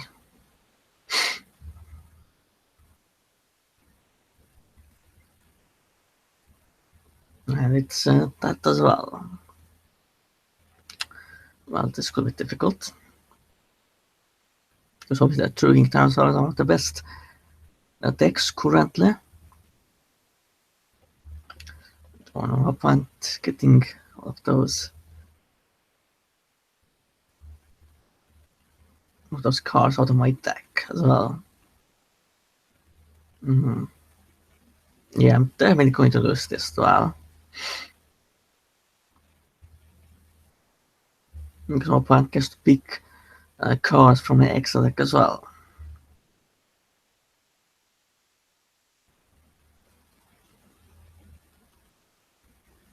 So obviously Crystal Link, Siegfried and something else. Or those.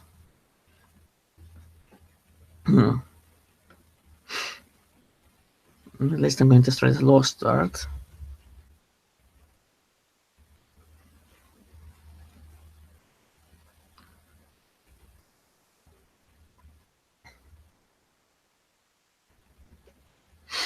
But either way, it doesn't really matter. I think I might get even auto K at this point.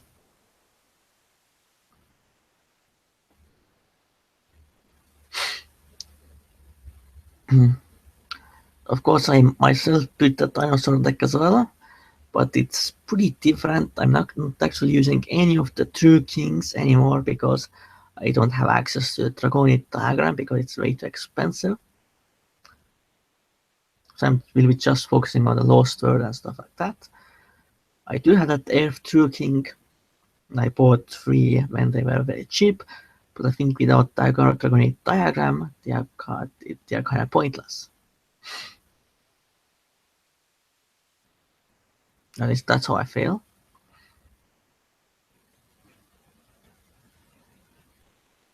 Okay, it's Tanglong, so I guess Mob-Hunt's playing a Young Sing version of the deck.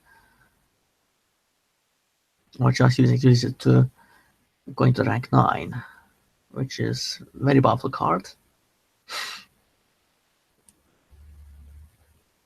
Definitely very powerful.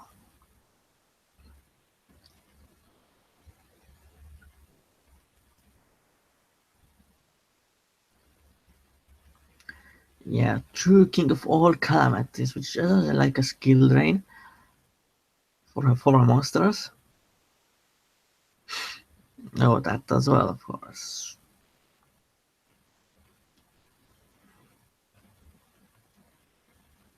Yeah, this is going to be very difficult. That's for sure.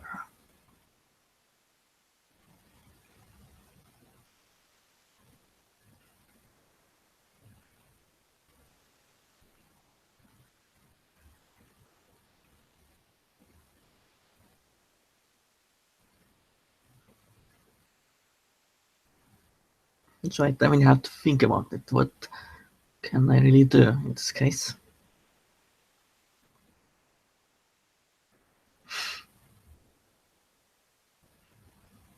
Then I have to get rid of something.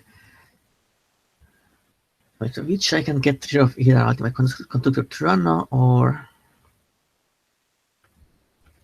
True King of all calamities.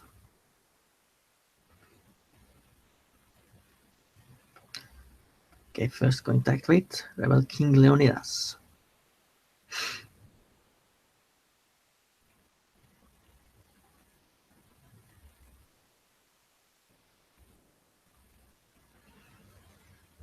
but the effect already activated, so I think it should resolve, which it does.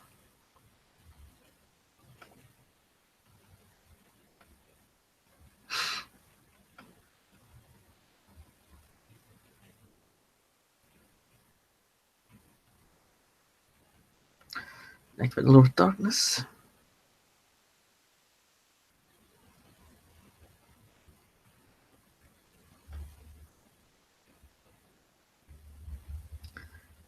I'm going to get rid of Kepler.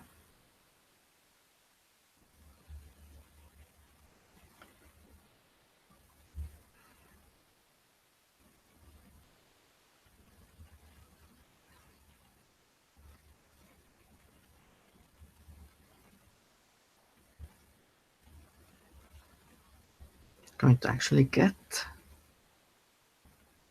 the Night Howl, or Night Howling, whatever you want to call it.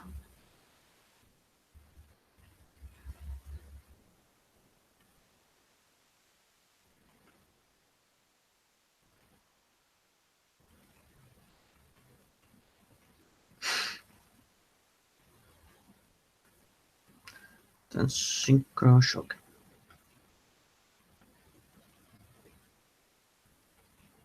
Lightest Armageddon.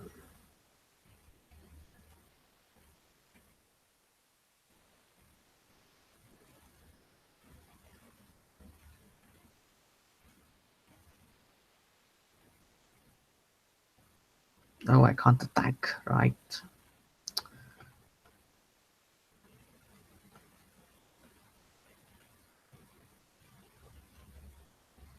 But it's still fine.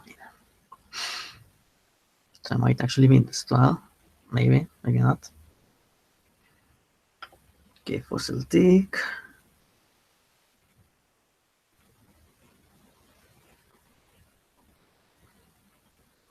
Now, so you got Oviraptor.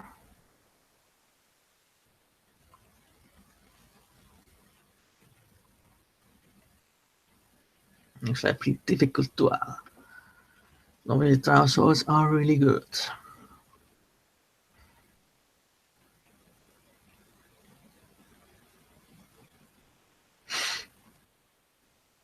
Okay, contact with Trano again. So then we have to destroy it before.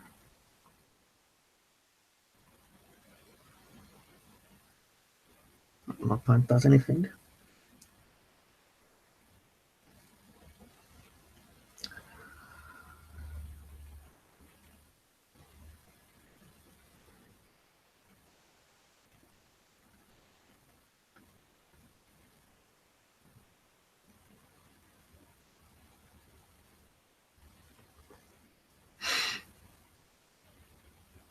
Okay, so let's see what my opponent's going to do now. So obviously that.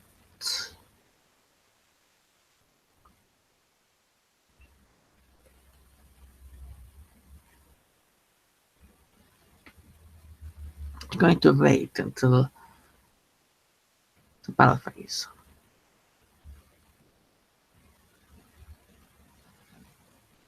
Okay, this goes face down.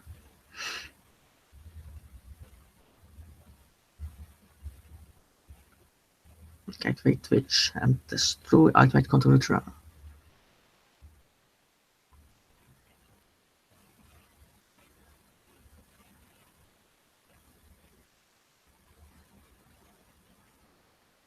Well, both have 3,000 I have 3,000 defense, so can't get over that right now.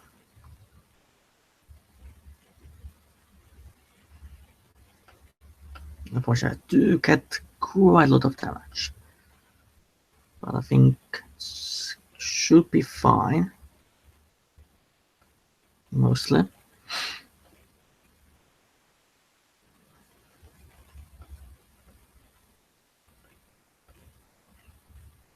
Activate effect, destroy the back row. It's actually quaking, so good that I actually got rid of it. Could have been pretty problematic for me.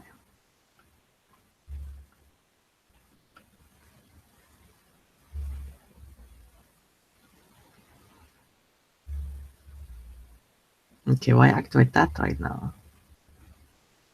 Doesn't seem to make sense to me.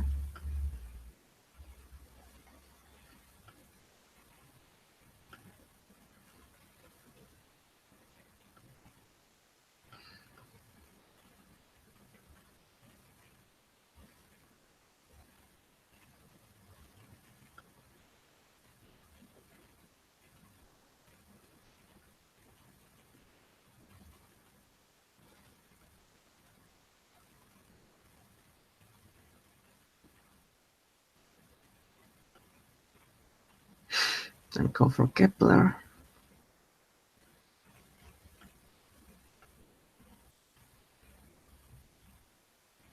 Activate Flict.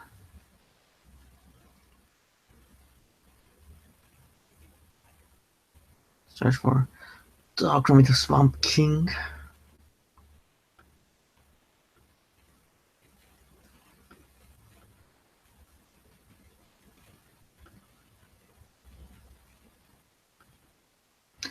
Oh.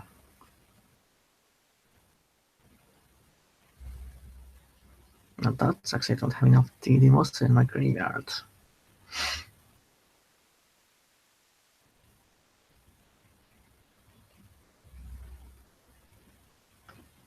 But well, hopefully I can finish the duel then.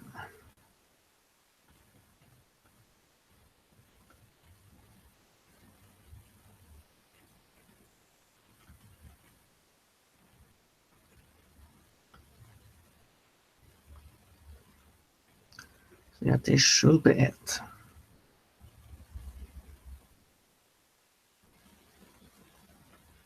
I summoned out 2 of the Pendulum Fusion and Pendulum Synchro monsters. So yeah, that was pretty cool. That was pretty good duel. Actually war against the true King Dinosaur deck. It doesn't happen that often.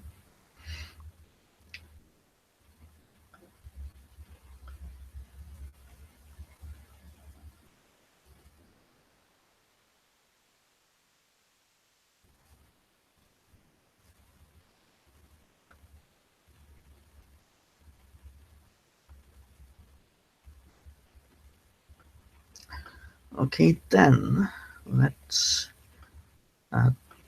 go for another deck. So this is my deck. It has pretty interesting cards. Of course, I use the new TD from the manga, which is pretty good, but I just use this as a deck card because it's not really that necessary for a deck.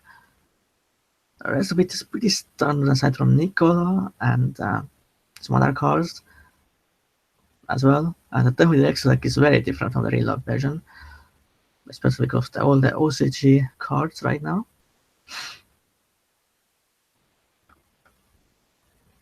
So then the next deck I'm going to play with is Lurica Lucinia. It's Ruri Kurosaki is my favorite, I guess, so-called bracelet girl. And her deck is actually very interesting as well. It focuses all around summoning out rank 1 monster specifically, assemble Nightingale, and then also you can fusion someone into the Nightingale, which is like a tower / Ultimate Falcon, which is really cool. And I'm definitely building this in real life as well right now. But of course, in real life, we don't have the site Starling, which kind of sucks. But in a link format, you can't really use the site Starling that well anyway. And this deck again can work with the new rules because mostly you can just summon Nightingale with prime materials and then attack like 4 or 5 times directly, and then when the main phase 2 you go into your the Nightingale. The perfect combo is to summon out a summon Nightingale with 5 Exis materials, attack 5 times, doesn't attack, main phase 2, fuse my Nightingale, and then you take 3 doesn't damage with the effect. So that's basically all the K. But that combo rarely is possible because you have to commit so many resources for that. So yeah, but so let's do a few duels with the stack.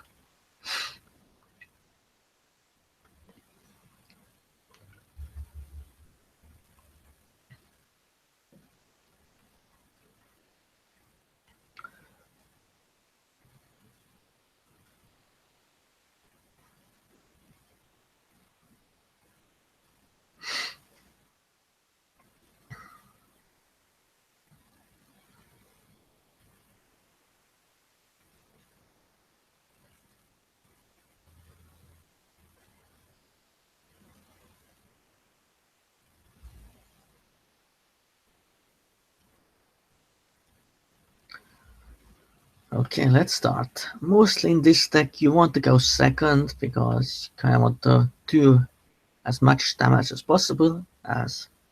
Yeah, because first turn somebody got some Nightingale is not really that great.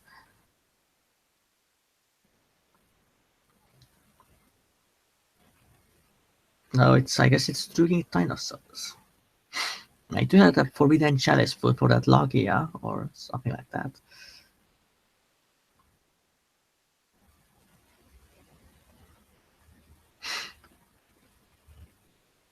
Oh, so it acts as well in Dinosaurs? That's weird. And the 60 card deck. I have been seeing a lot of 60 card decks lately. Like, I don't know why, but I myself still prefer the old way of running a 40 card deck.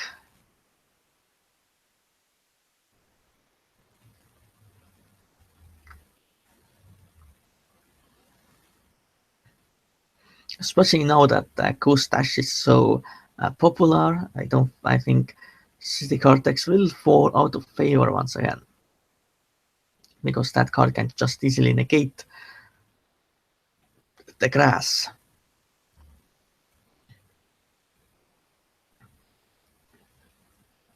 Although, since it's so expensive, most people might not have access to that hand trap. At least in real life, but online of course, they can do whatever they want.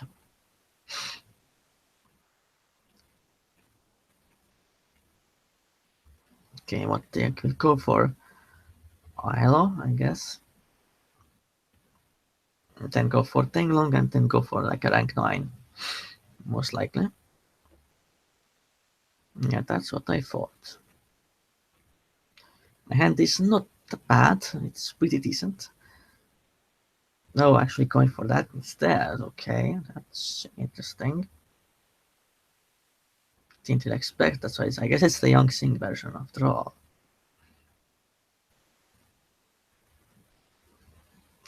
Yeah, this might be a problem. Because it essentially means I have to beat out that card. But first I'm going to spell one Turquoise Wobbler. Then activate Instant Fusion.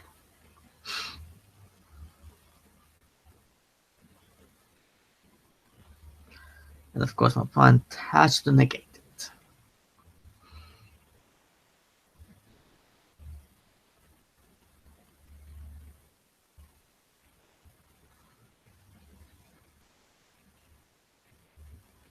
Okay, that's fine, I think.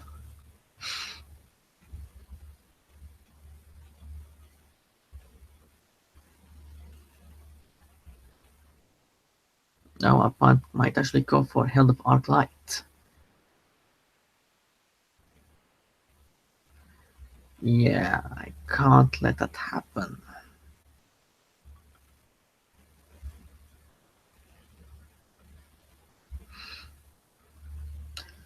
But next turn my opponent is still going to do it, so...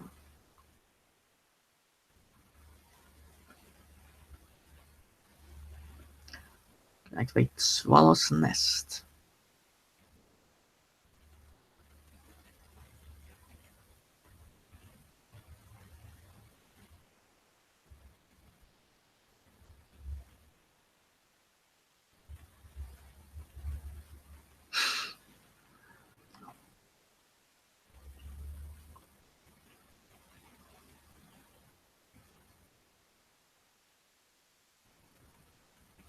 Still pretty difficult though, because yeah, I don't really have any other big beats in my hand to be able to sound if that blue Luricolushina or Lurilask actually. Yeah, completely forgot because the name was changed in the TCG version of Maximum Crisis, which kind of sucks because the new name is definitely not great.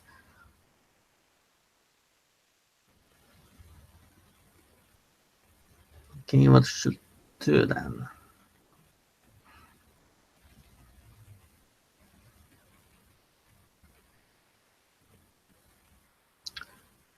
Well,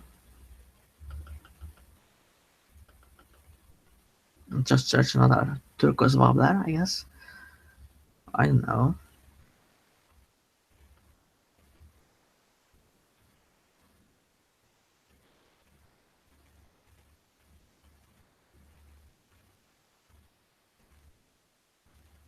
I guess I can. Oh, it's that card. Oh, that's unfortunate. So in this case, I have to pretty much go for Recite Starling.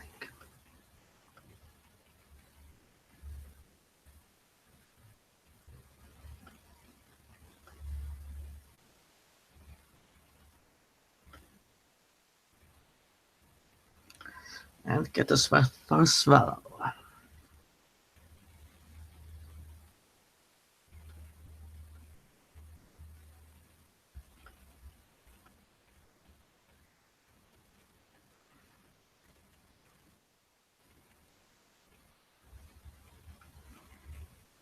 Okay, get this.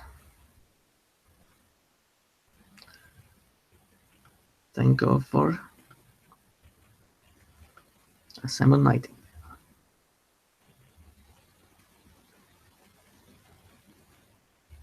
I can really only attack 3 times. And I just hope I can do some better plays next turn.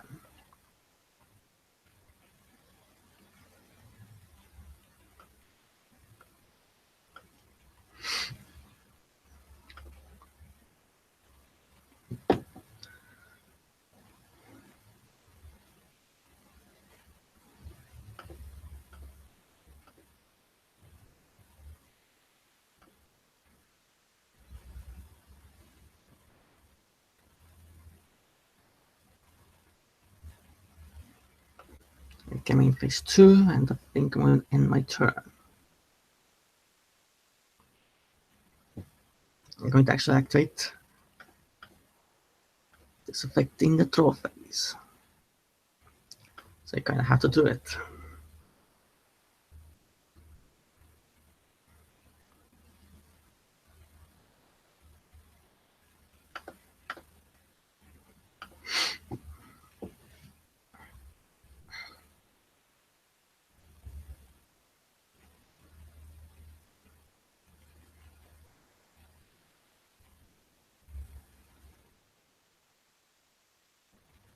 Yeah, too bad that Lyrical Oceania really only has like few monsters, only 3 main deck monsters. Otherwise, this deck will be a lot better.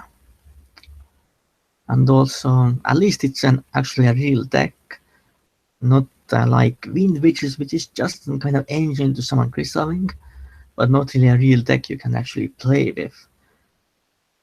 Like play like a pure deck of Wind Witches, which is pretty much impossible. I tried it, didn't work out at all, because there isn't really much outside support for a deck either, unfortunately. Because of course the deck is so restricted. I think the reason is probably that it's very restricted in its mechanics. It's you can only summon like wind monsters.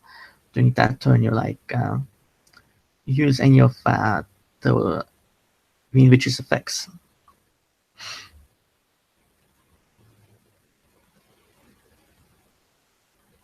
But with Lucinia, it's a lot more flexible. You can use a lot more outside support, like for example Gigabaya, which is a really good level 1 support, or things like where After is a good level 1 support, as well as you could lose Chester Conflict as well, but I myself don't use it because it's very difficult to get in real life, and I kind of want this deck kind of resemble the real life deck as much as possible.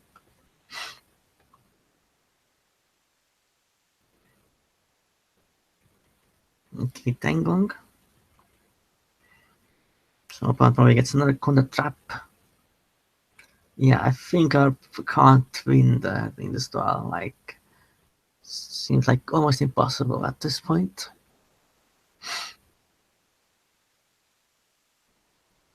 Now opponent goes for that as well. Yeah, might as well just scoop it up. Like, can't really do much about that. So yeah, let's go for the next one. I still have to work on this deck, I guess. But there isn't really much more I can do with it.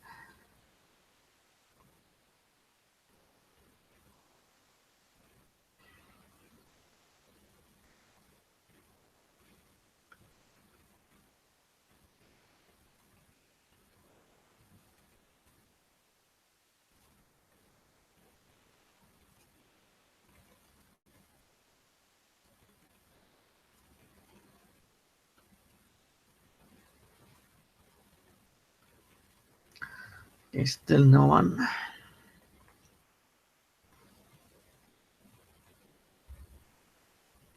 Also, hopefully Yu-Gi-Oh! Pro updates soon with the new link mechanics, because I kind of wanted to try it out already, but in Dual Link book there already is an option to play with the new rules, but I don't really like the manual systems, because once you go out of it, you never go back, because yeah, I just don't want to deal with other people. Like, that's my thing essentially.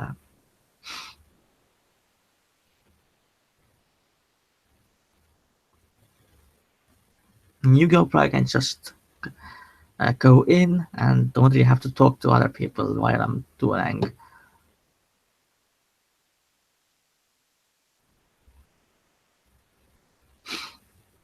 Okay, interesting.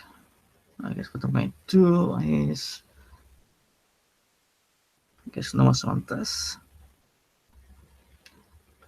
Activate Swallow's Nest. Swallow's not really good because obviously you can get access to any winged beast that's of the same level. So you can easily go for this.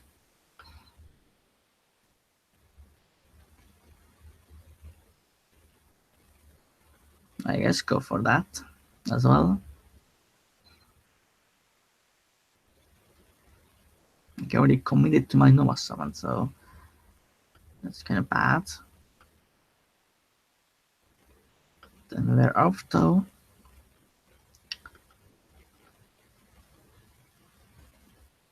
Okay, it's Spiral, so Tidicro could be a pretty good hand up against it, but I think I'll go for Gigabyte instead for like possible other plays.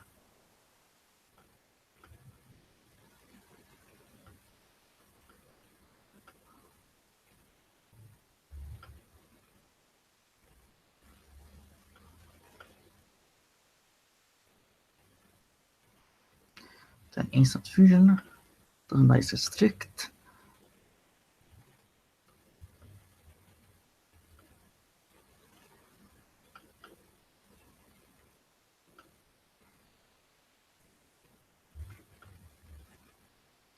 I think I'm going to activate the second one as well, because I want that extra Xyz material.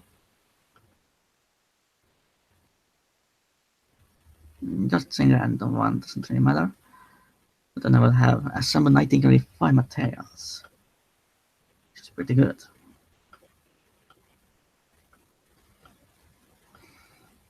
If I don't get Kaiju or something, that will be pretty unfortunate. But at least I still have one backup play as well. I guess that's one flaw with this deck, that you commit all your resources to your one play, and after that, if it gets outed or something, and you are kind of screwed. And probably Kaiju is the main out. Or any kind of non-destruction, non-targeting removal, because this card cannot be targeted, and I can also activate its effect, and then Lyrical Shinya monsters or really large monsters can't destroy per battle, or card effect, and I take no damage as well, which is, or battle damage, so it's a really cool card. And that's 5,000 damage right there, and if this card survives, the next turn I can attack for game the next turn.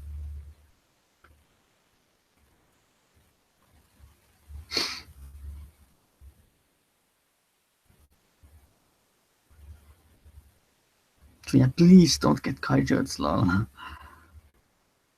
Okay, that's fine.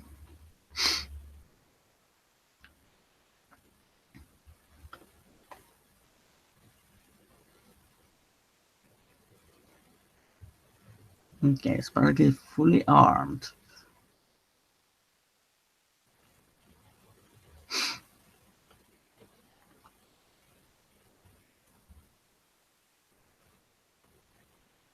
And then one good thing about this deck is that you don't really have to interact with your opponent's monsters at all. You just go through them very easily. But at the same time, of course, that kind of playstyle is not very, I guess, healthy or like very fair.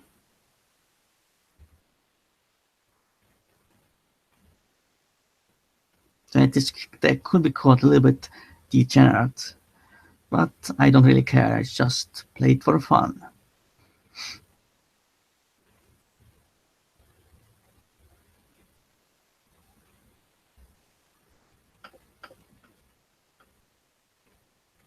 Because there is a very high risk in this deck. Because one disruption card can pretty much screw you over a lot, or any kaiju or anything like that. And also drowning mirror force as well could be a problem sometimes, because of course it attacks directly, so drowning mirror force can be activated. So attack 4 times and then this should be game over.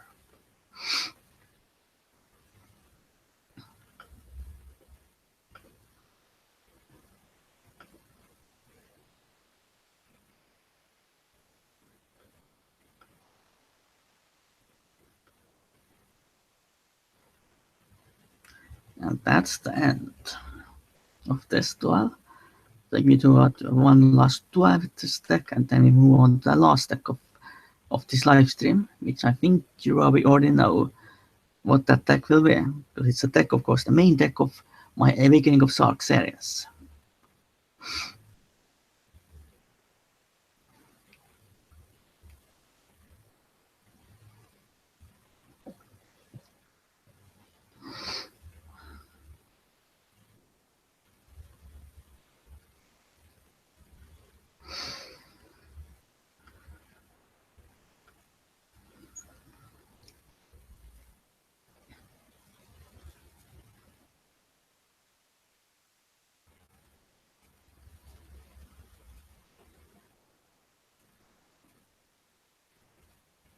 Okay, cool. I guess someone is still watching.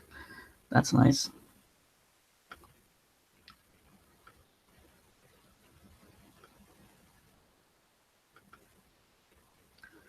Of course, let's go second. Obviously, going second sometimes can be a kind of a risk, obviously, because your opponent might. But again, like I said, with this deck, you don't really have to interact with your opponent's monsters that much, aside from, of course, things that negate the cards. That could be a massive problem. That's why I have cards like Forbidden Chalice in here. Okay, this hand is not particularly great because I don't have any Lyrical Lucinas in my hand. Or any way to get into them. It's 3 dinosaurs, so a primary deck for me again. Like right now I'm seeing them everywhere. So yeah, very problematic. Not even sure if there is anything I can do about that.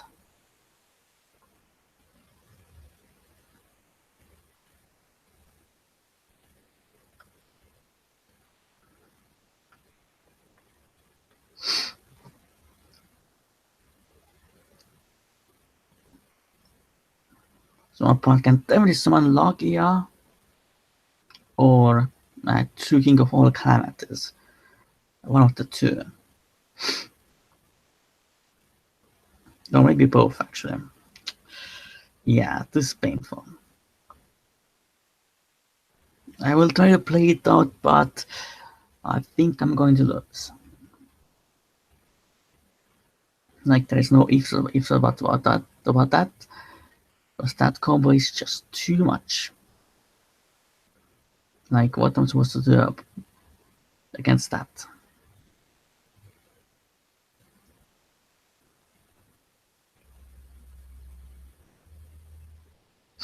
You can deal with one Logia maybe,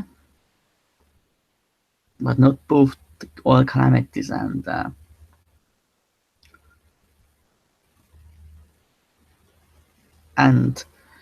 Logia. And actually, calamities would be worse for me than Logia. At least I can beat Logia out with one card. But Turking of all calamities brings a skill drain. Okay, why Abyss Dweller? My deck is not really that graveyard based, I would say. It's really not. So I'm not sure what my opponent is trying to do here.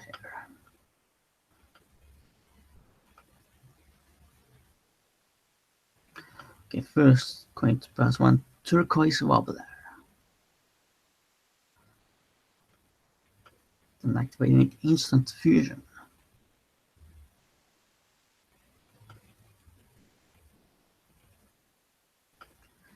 1000 Eyes Restrict. Going to Absorb. If a second Disaster.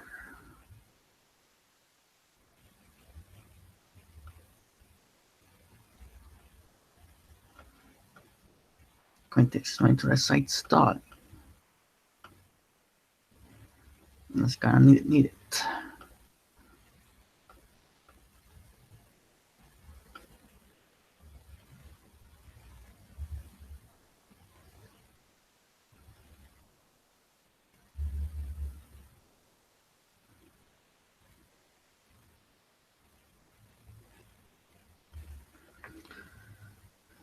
Okay, no point going to do anything about it.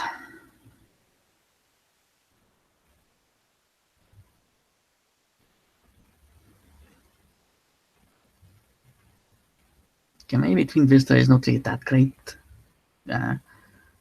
Because of course not all the decks run back row, so only like Zodiacs maybe run back row, and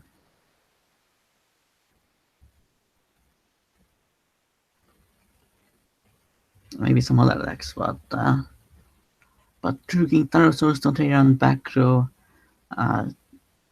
To Draco runs back row, but it's all the back row essentially floats in that deck, so that is kind of a problem.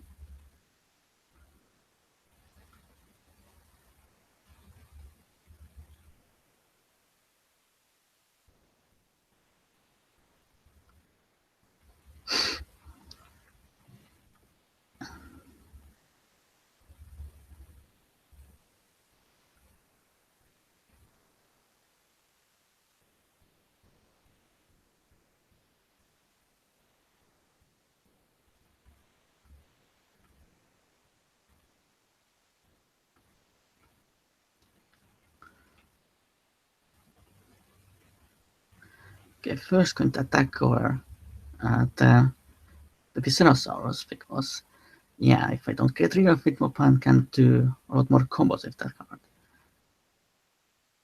And then just going to attack directly.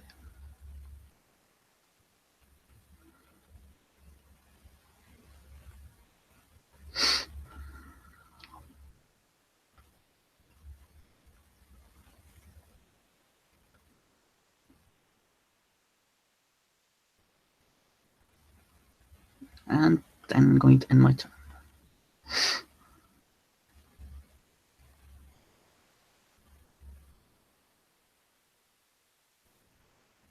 Okay, Fossil I guess that's fine.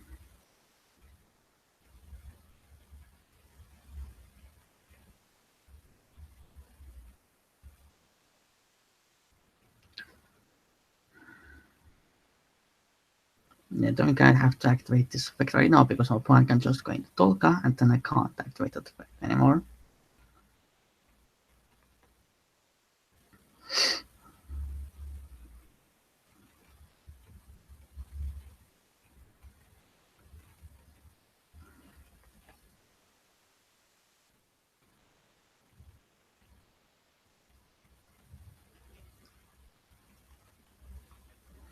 Oh, it's that card. That's very painful. Yeah, I think I'm going to lose.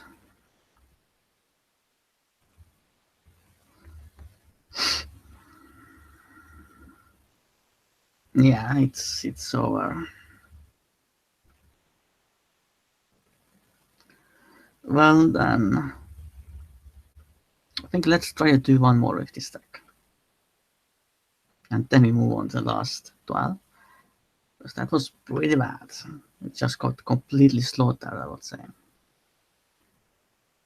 So I think I actually will take out Twin Twisters and just add in a third for Reinsurance and maybe some other stuff. Just to make my combo more consistent as well. Okay, Offrey Scorpio. No, it's Infernites. Wow. Well, that sucks. If it's Zodiacs as well, then I'm going to surrender right away.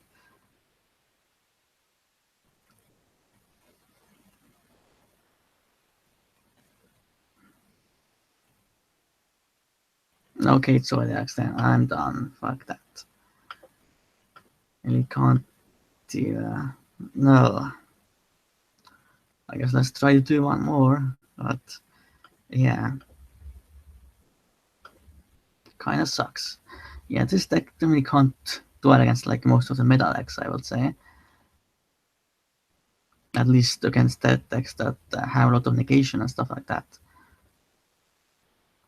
Like first I guess I could try going first myself, but just don't think it's a great idea.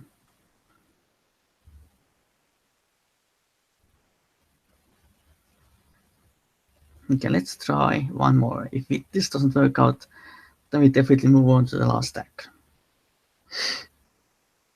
Okay, go second star.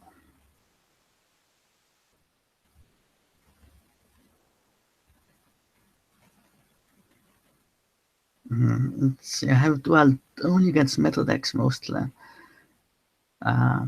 Lately, it seems, at least in this live stream.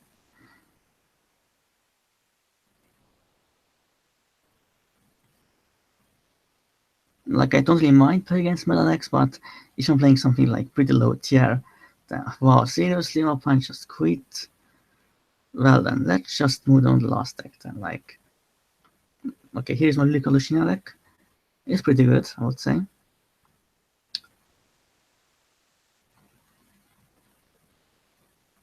The one change I will definitely make is probably take out the Twin Twisters, because I'm not really seeing that many back row based decks being played, and of course you don't want to destroy your true Draco spell traps anyway.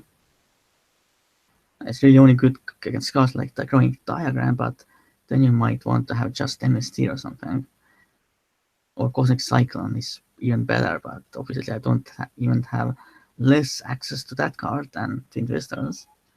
At least Twin Twisters now has a pretty easily accessible reprint, or even as a common, it's actually pretty pricey, if I'm completely honest. We'll be adding like a third for and Chalice, maybe something else. Okay, then we move on to the last deck of this live stream, which is going to be Supreme King Magician. Obviously, you probably know this deck already. Because I have played it many times in my Awakening of Sark series. So that's the deck. I'm also playing now the Trap card as well, just like a gimmick deck.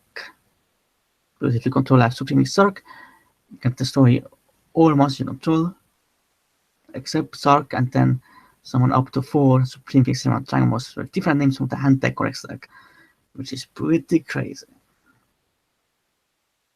But of course, once you summon out Sark, you're probably going to win anyway, so that card is actually pretty unnecessary, to be honest.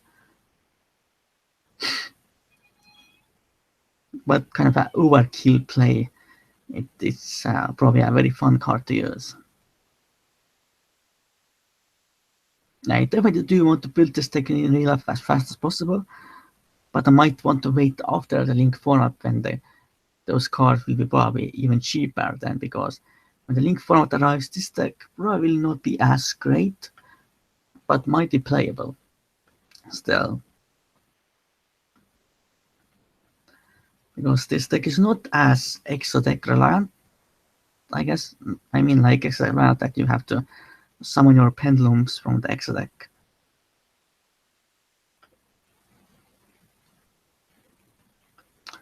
Okay, first going to activate Terraforming. And get Sky Iris. Then activate Sky Iris. Then activate White Wing Magician. Destroy with Sky Iris. And get me Odice Pendulum Dragon. Then I'm going to activate Supreme King Gate 0 and Supreme King Gate Infinite. And Pendulum Shogun. 3 monsters. At least you have the new rules against summon as many as you want from the hand. Then make Shishu Shogun, start Time Magician.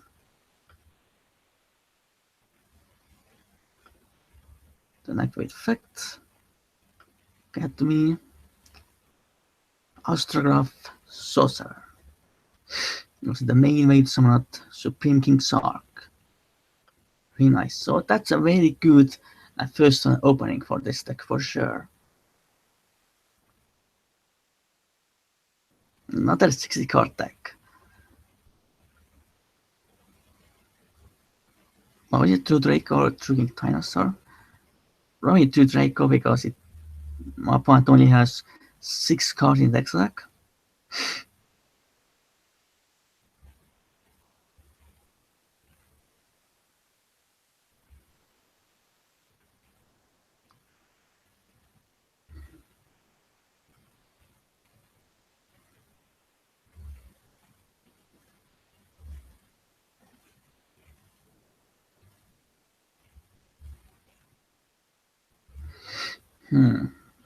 So let's see what my opponent's going to do. Yeah, it's 2 Draco, but why a 60 card deck? I mean, I would definitely want my True Draco deck to be very consistent if it's played and all that.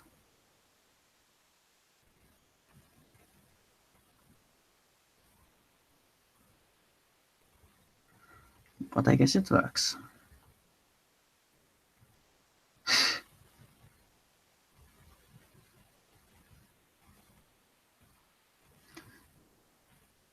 Okay, this destroys back row. Yes, I'm going to destroy.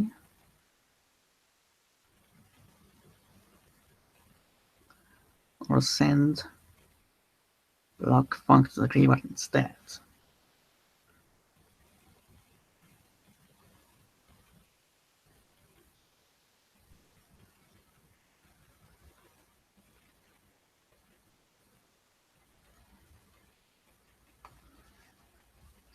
Unfortunately, I cannot took out my high scale, but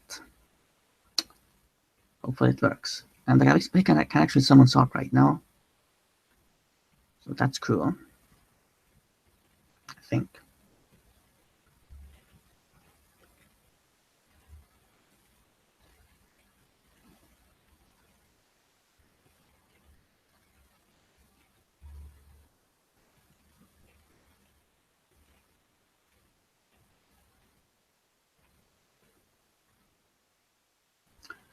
And I will actually get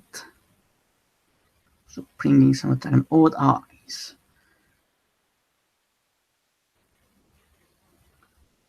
Then activate the Ostrich Swords as effect.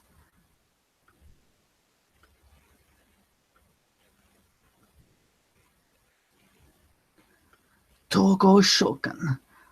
How do you suck?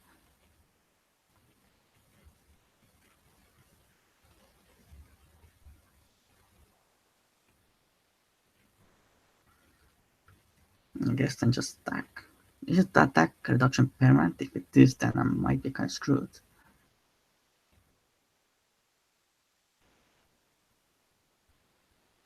Oh wow, well that sucks.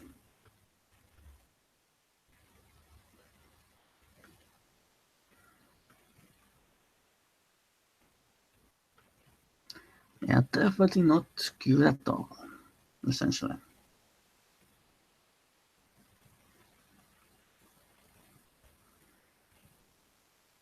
Capable of desires, obviously.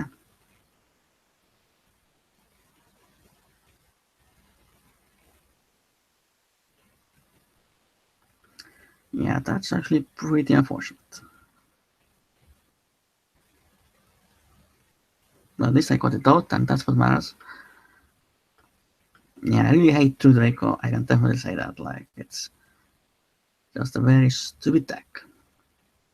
And actually, my opponent didn't do anything. That's surprising to say the least.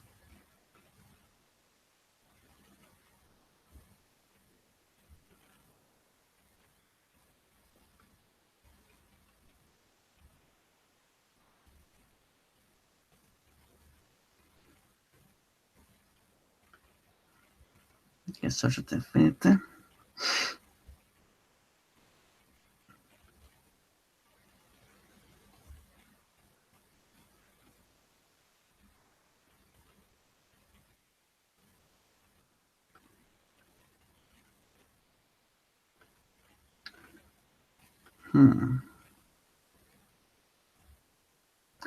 Yes, I'm going to actually use its effect.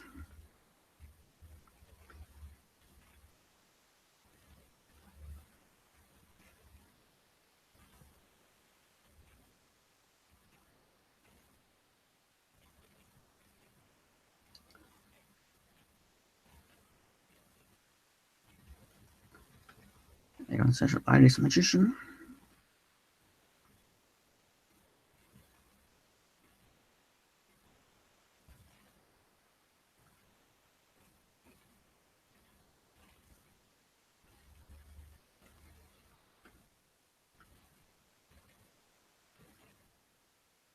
Wow, Moxie, interesting. But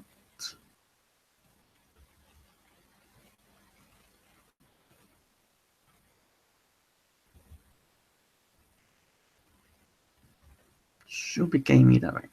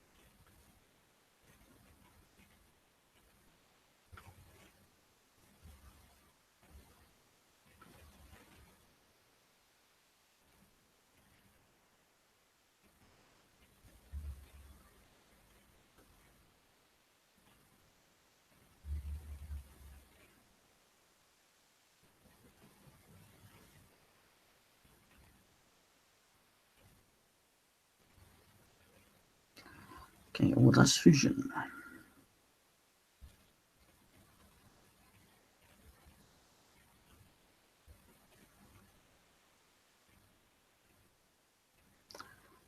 Yeah, not sure if I can win this time.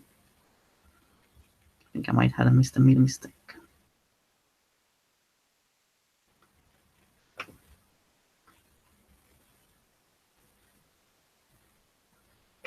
Yeah, I think I messed up.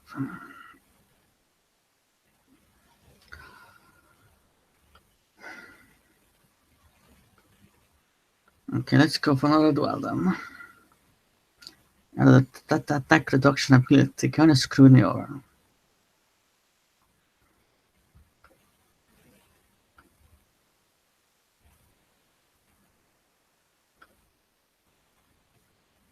Okay, let's go first.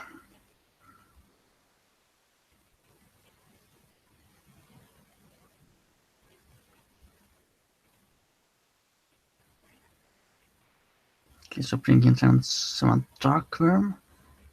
Okay, so bringing Kate Zero.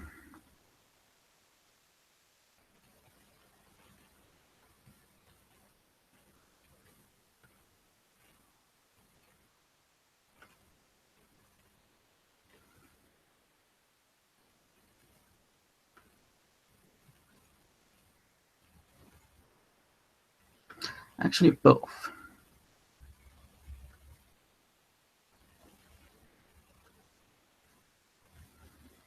Then Chimichur's effect, summon out Violet Poison.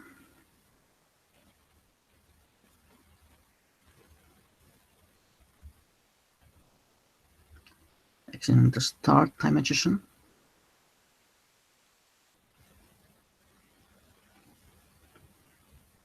Activate effect, get the Astrograph.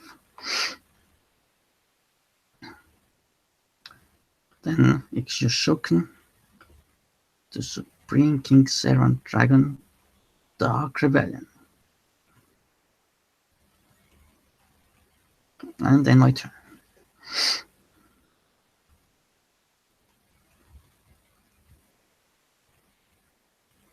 No punch, just surrendered. Well done. I guess let's do another duel then.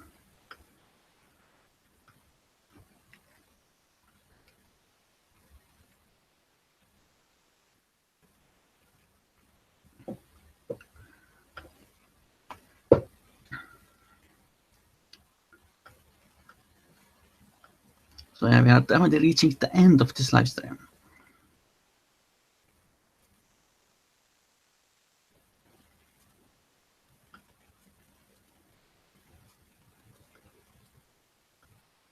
Okay, let's start.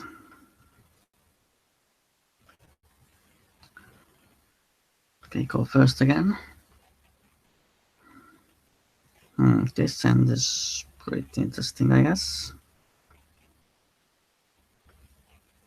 Not really, but it's something.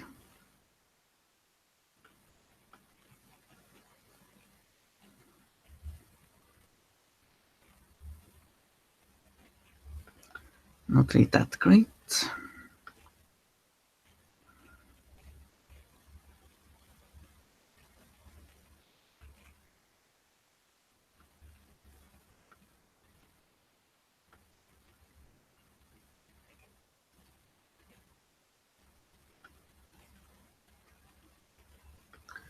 Get the Oda's Vision.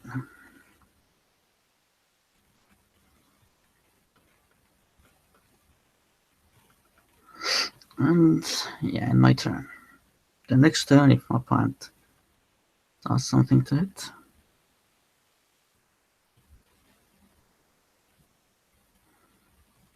Okay, let's do this. Yeah, this hand was pretty bad, I would say. That's why I only run 2 of each of the gates, because I don't really want to throw them like multiples of them or anything like that.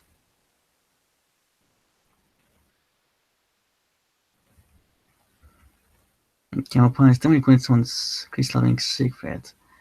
And that's why this card is also pretty bad, because I don't want to throw it. Like often at all. My opponent can just summon Crystal Wing Secret play, which is definitely going to suck for me.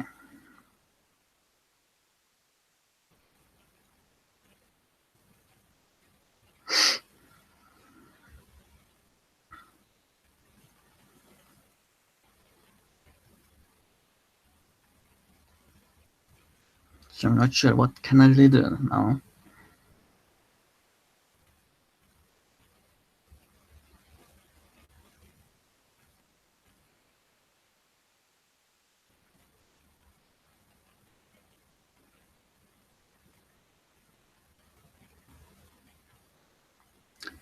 Yep. Wow, that as well.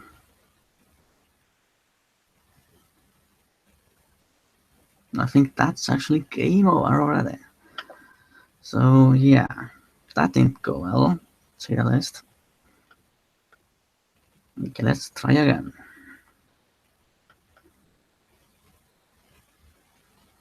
So I think I have to do 2 more duels, and then that's it for this live stream.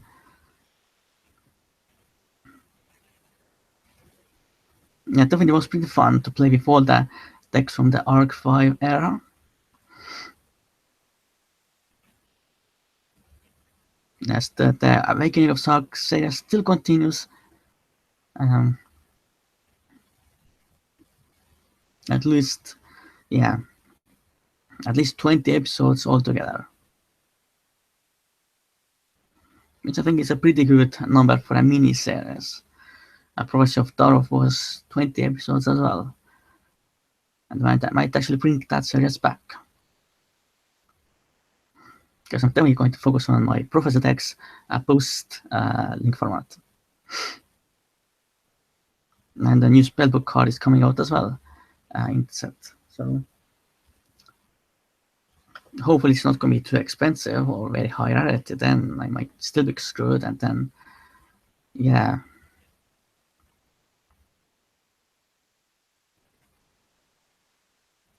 Okay, why not peace? Thanks for the free card, I guess. Give off desires.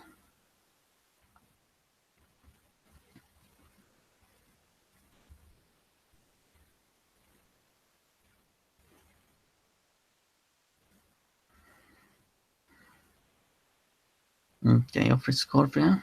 It's not seem something.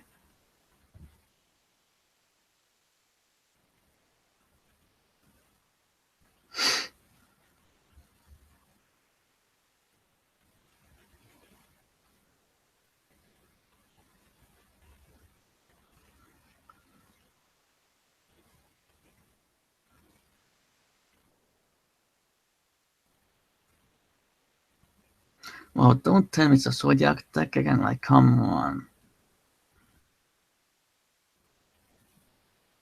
Like, I hate Zodiacs. Like, oh.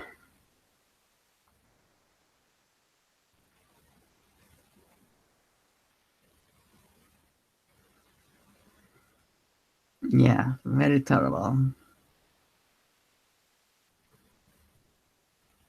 not sure what can I do against that. Actually, I'm going to scoop it up because I really can't do it. Because my opponent is definitely going for that few stuff substitute combo. And that is, yeah, too much for me.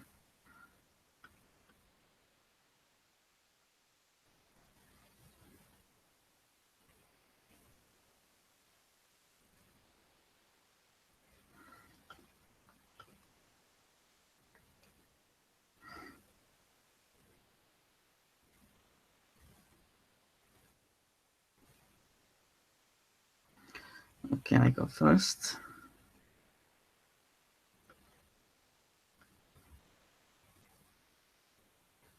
Activate Skyris. Destroy Ice Magician. Get all the spell down.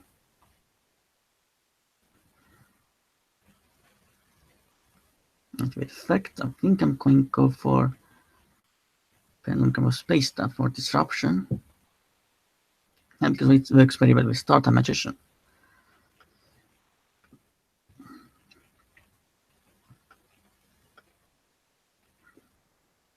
So yeah, Pendulum Shock. Yes, all three.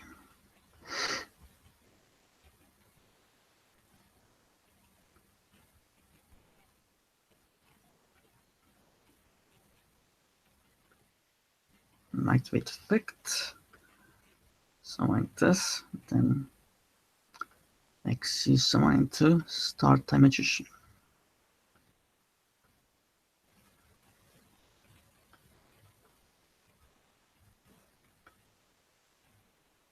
And then get Astrograph Sorcerer from my deck.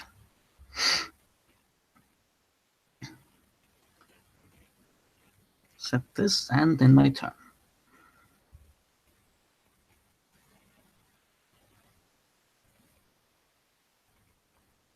Okay, so it's red eyes.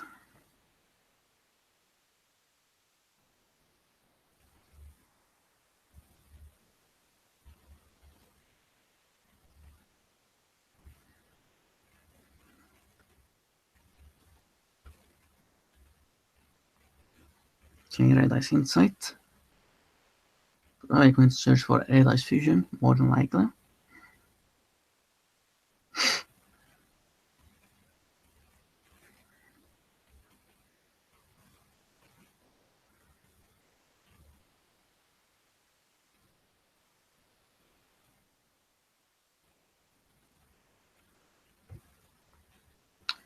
Yep, that's fine.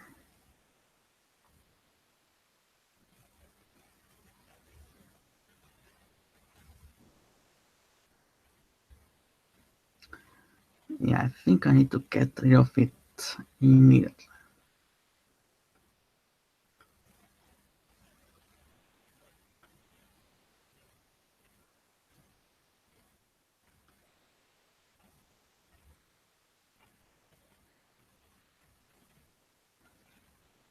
Nope.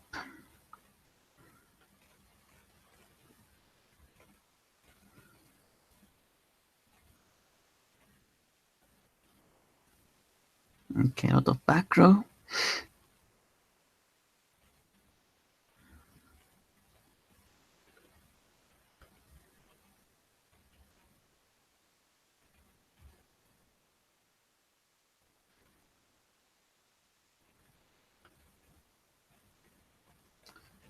Okay, search for violet poison.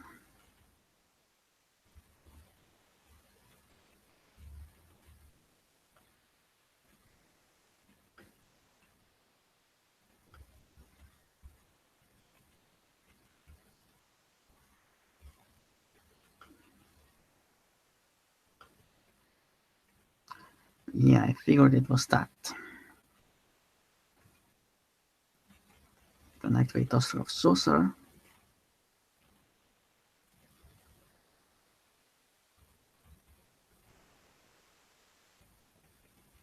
No, Swarm Strike. That sucks.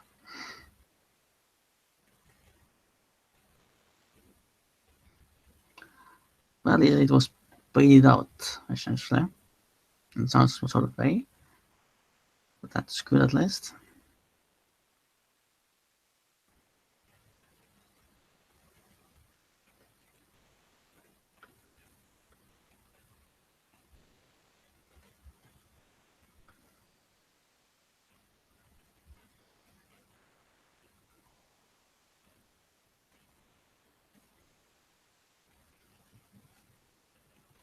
No.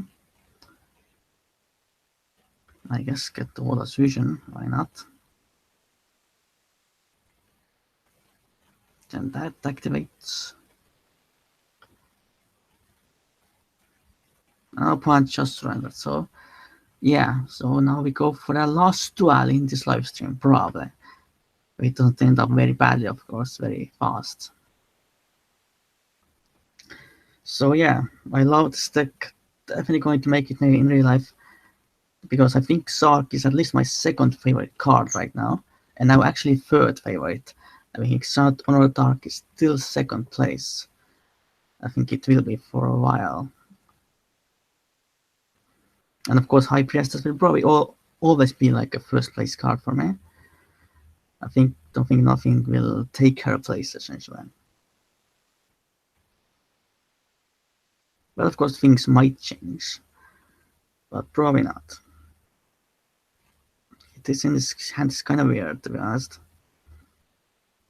I'm not sure what should do.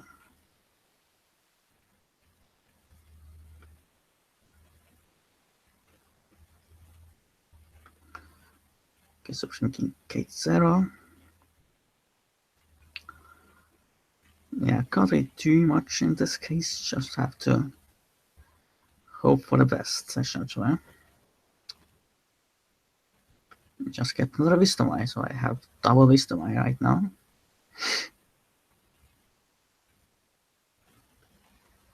You can actually activate this as well. And get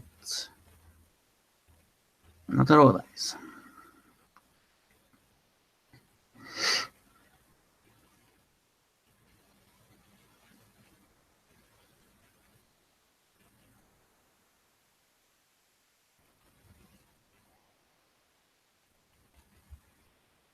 Oh, what is this? Hunter. Okay, take this then.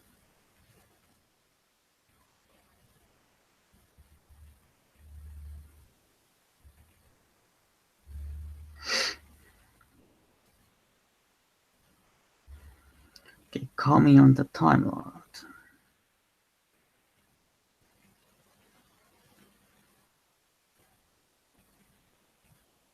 Okay, shuffles it back, which kind of sucks for me. It's a Time Lord deck. Finally, we got getting some Time Lords or and stuff like that. No, it's seriously Trickstar? Come on. Oh, this sucks. Like, so stupid. My partner probably banished a bunch of stuff. Yeah, a lot of things. Wow, and now I don't even have a high scale anymore. Wow. This really sucks.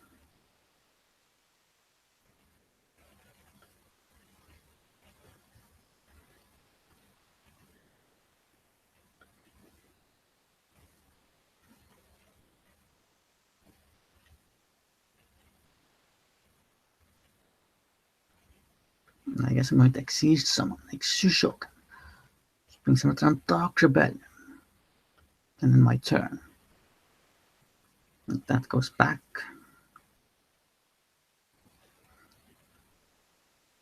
I'm a punch just surrender as well. Well, there's not much of a duel, so let's do another one then. That is definitely going to be the last duel. I kind of have to end on a high note. I want to do that. But let's check the last comments, if there are any, of course.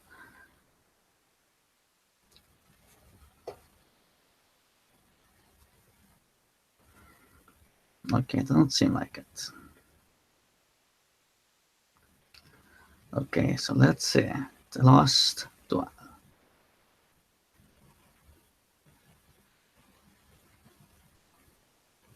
Obviously, I love the Sark, Super King Sark as a card. It's really cool. But Sark as a character, of course, like I said, was very underwhelming. But the potential for the character was actually pretty huge. And I still like the idea of that character, but it just we didn't really get his backstory or anything like that. Like that was pretty unfortunate for me. But Sark could have been one of my absolute favorite characters if it just would have been handled better. Then yeah.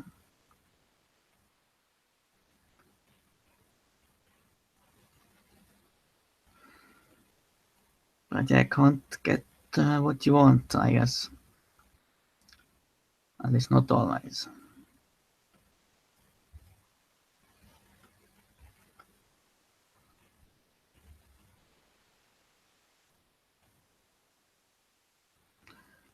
Shogun, Stroke of Sorcerer. No, yeah. Messed it up. Well, doesn't really matter too much anyway.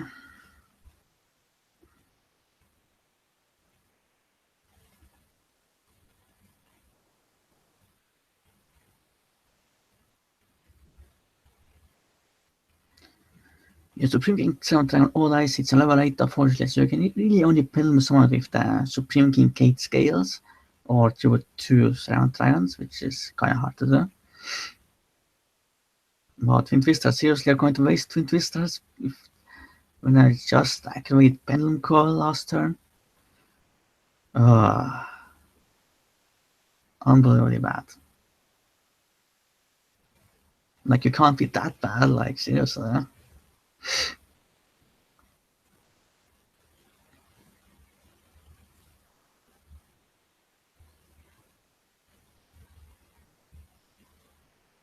Like, Pendulum Call is in the top of the graveyard, so essentially, like, you don't really have an excuse that, like, forgetting or anything like that, because it's right there, essentially. Okay.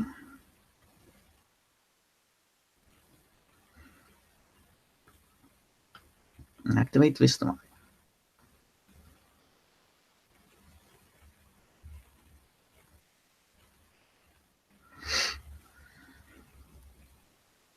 Okay, Tin Can's effect. What's going to come out? Okay, Forerunner.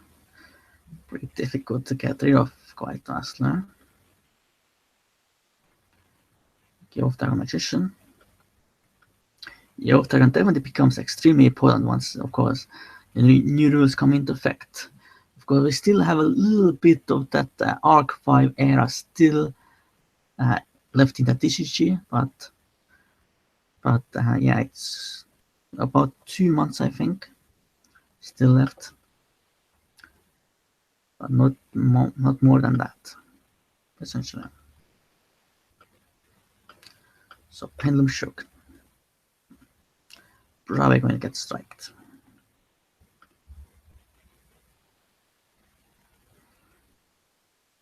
And like I thought, 3 sucks. And going to end my turn.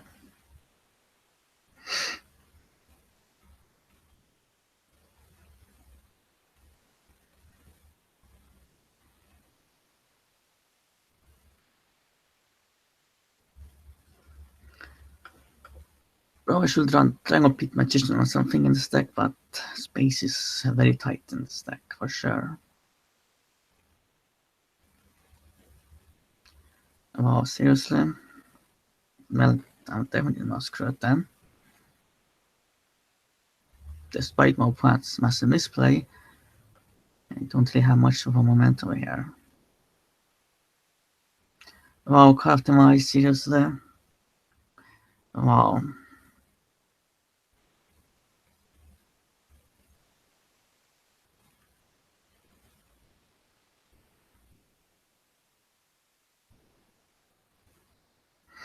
I guess my opponent can still activate that customize even in main phase 2. Yeah, like I thought. Oh well, I think I'm completely screwed still, so I guess I'm not going to end it in a high note after all. But I don't think there's any way I can get rid of that, like seriously. My opponent probably has a bunch of strikes and stuff face down, so yeah.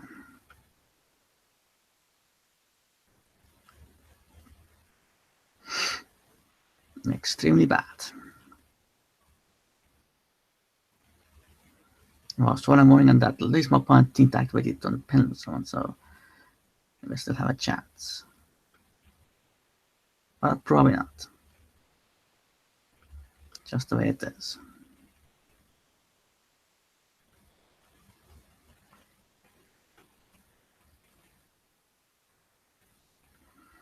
Can activate effect.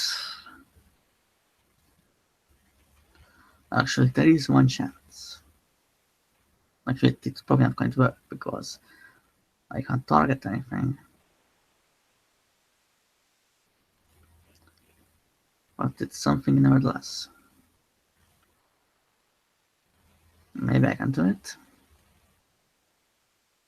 Oh, actually, it doesn't target. Wow, that's great, actually. I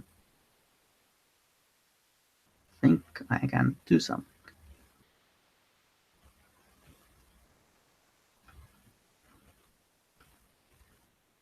Oh yeah, attack! Activate effect. Oh yeah, if I win this, it's gonna be so good. Yeah, take that. Oh yes, that's definitely ending on a high note. Wow, I guess you didn't see that coming. Oh yeah, somehow I won it, despite all that, all those cards. So yeah, that was definitely a great win.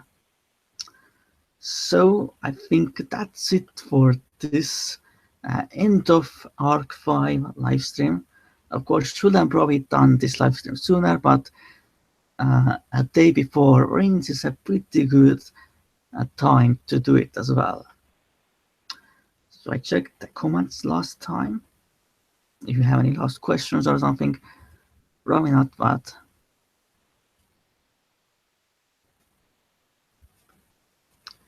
yep, nothing here. So I hope you all enjoyed this live stream. Definitely will try to do more of this in the future for sure, and will definitely try to be more active on this channel, and might even do some other projects in the future as well. So for now, goodbye and Omega Khaos out.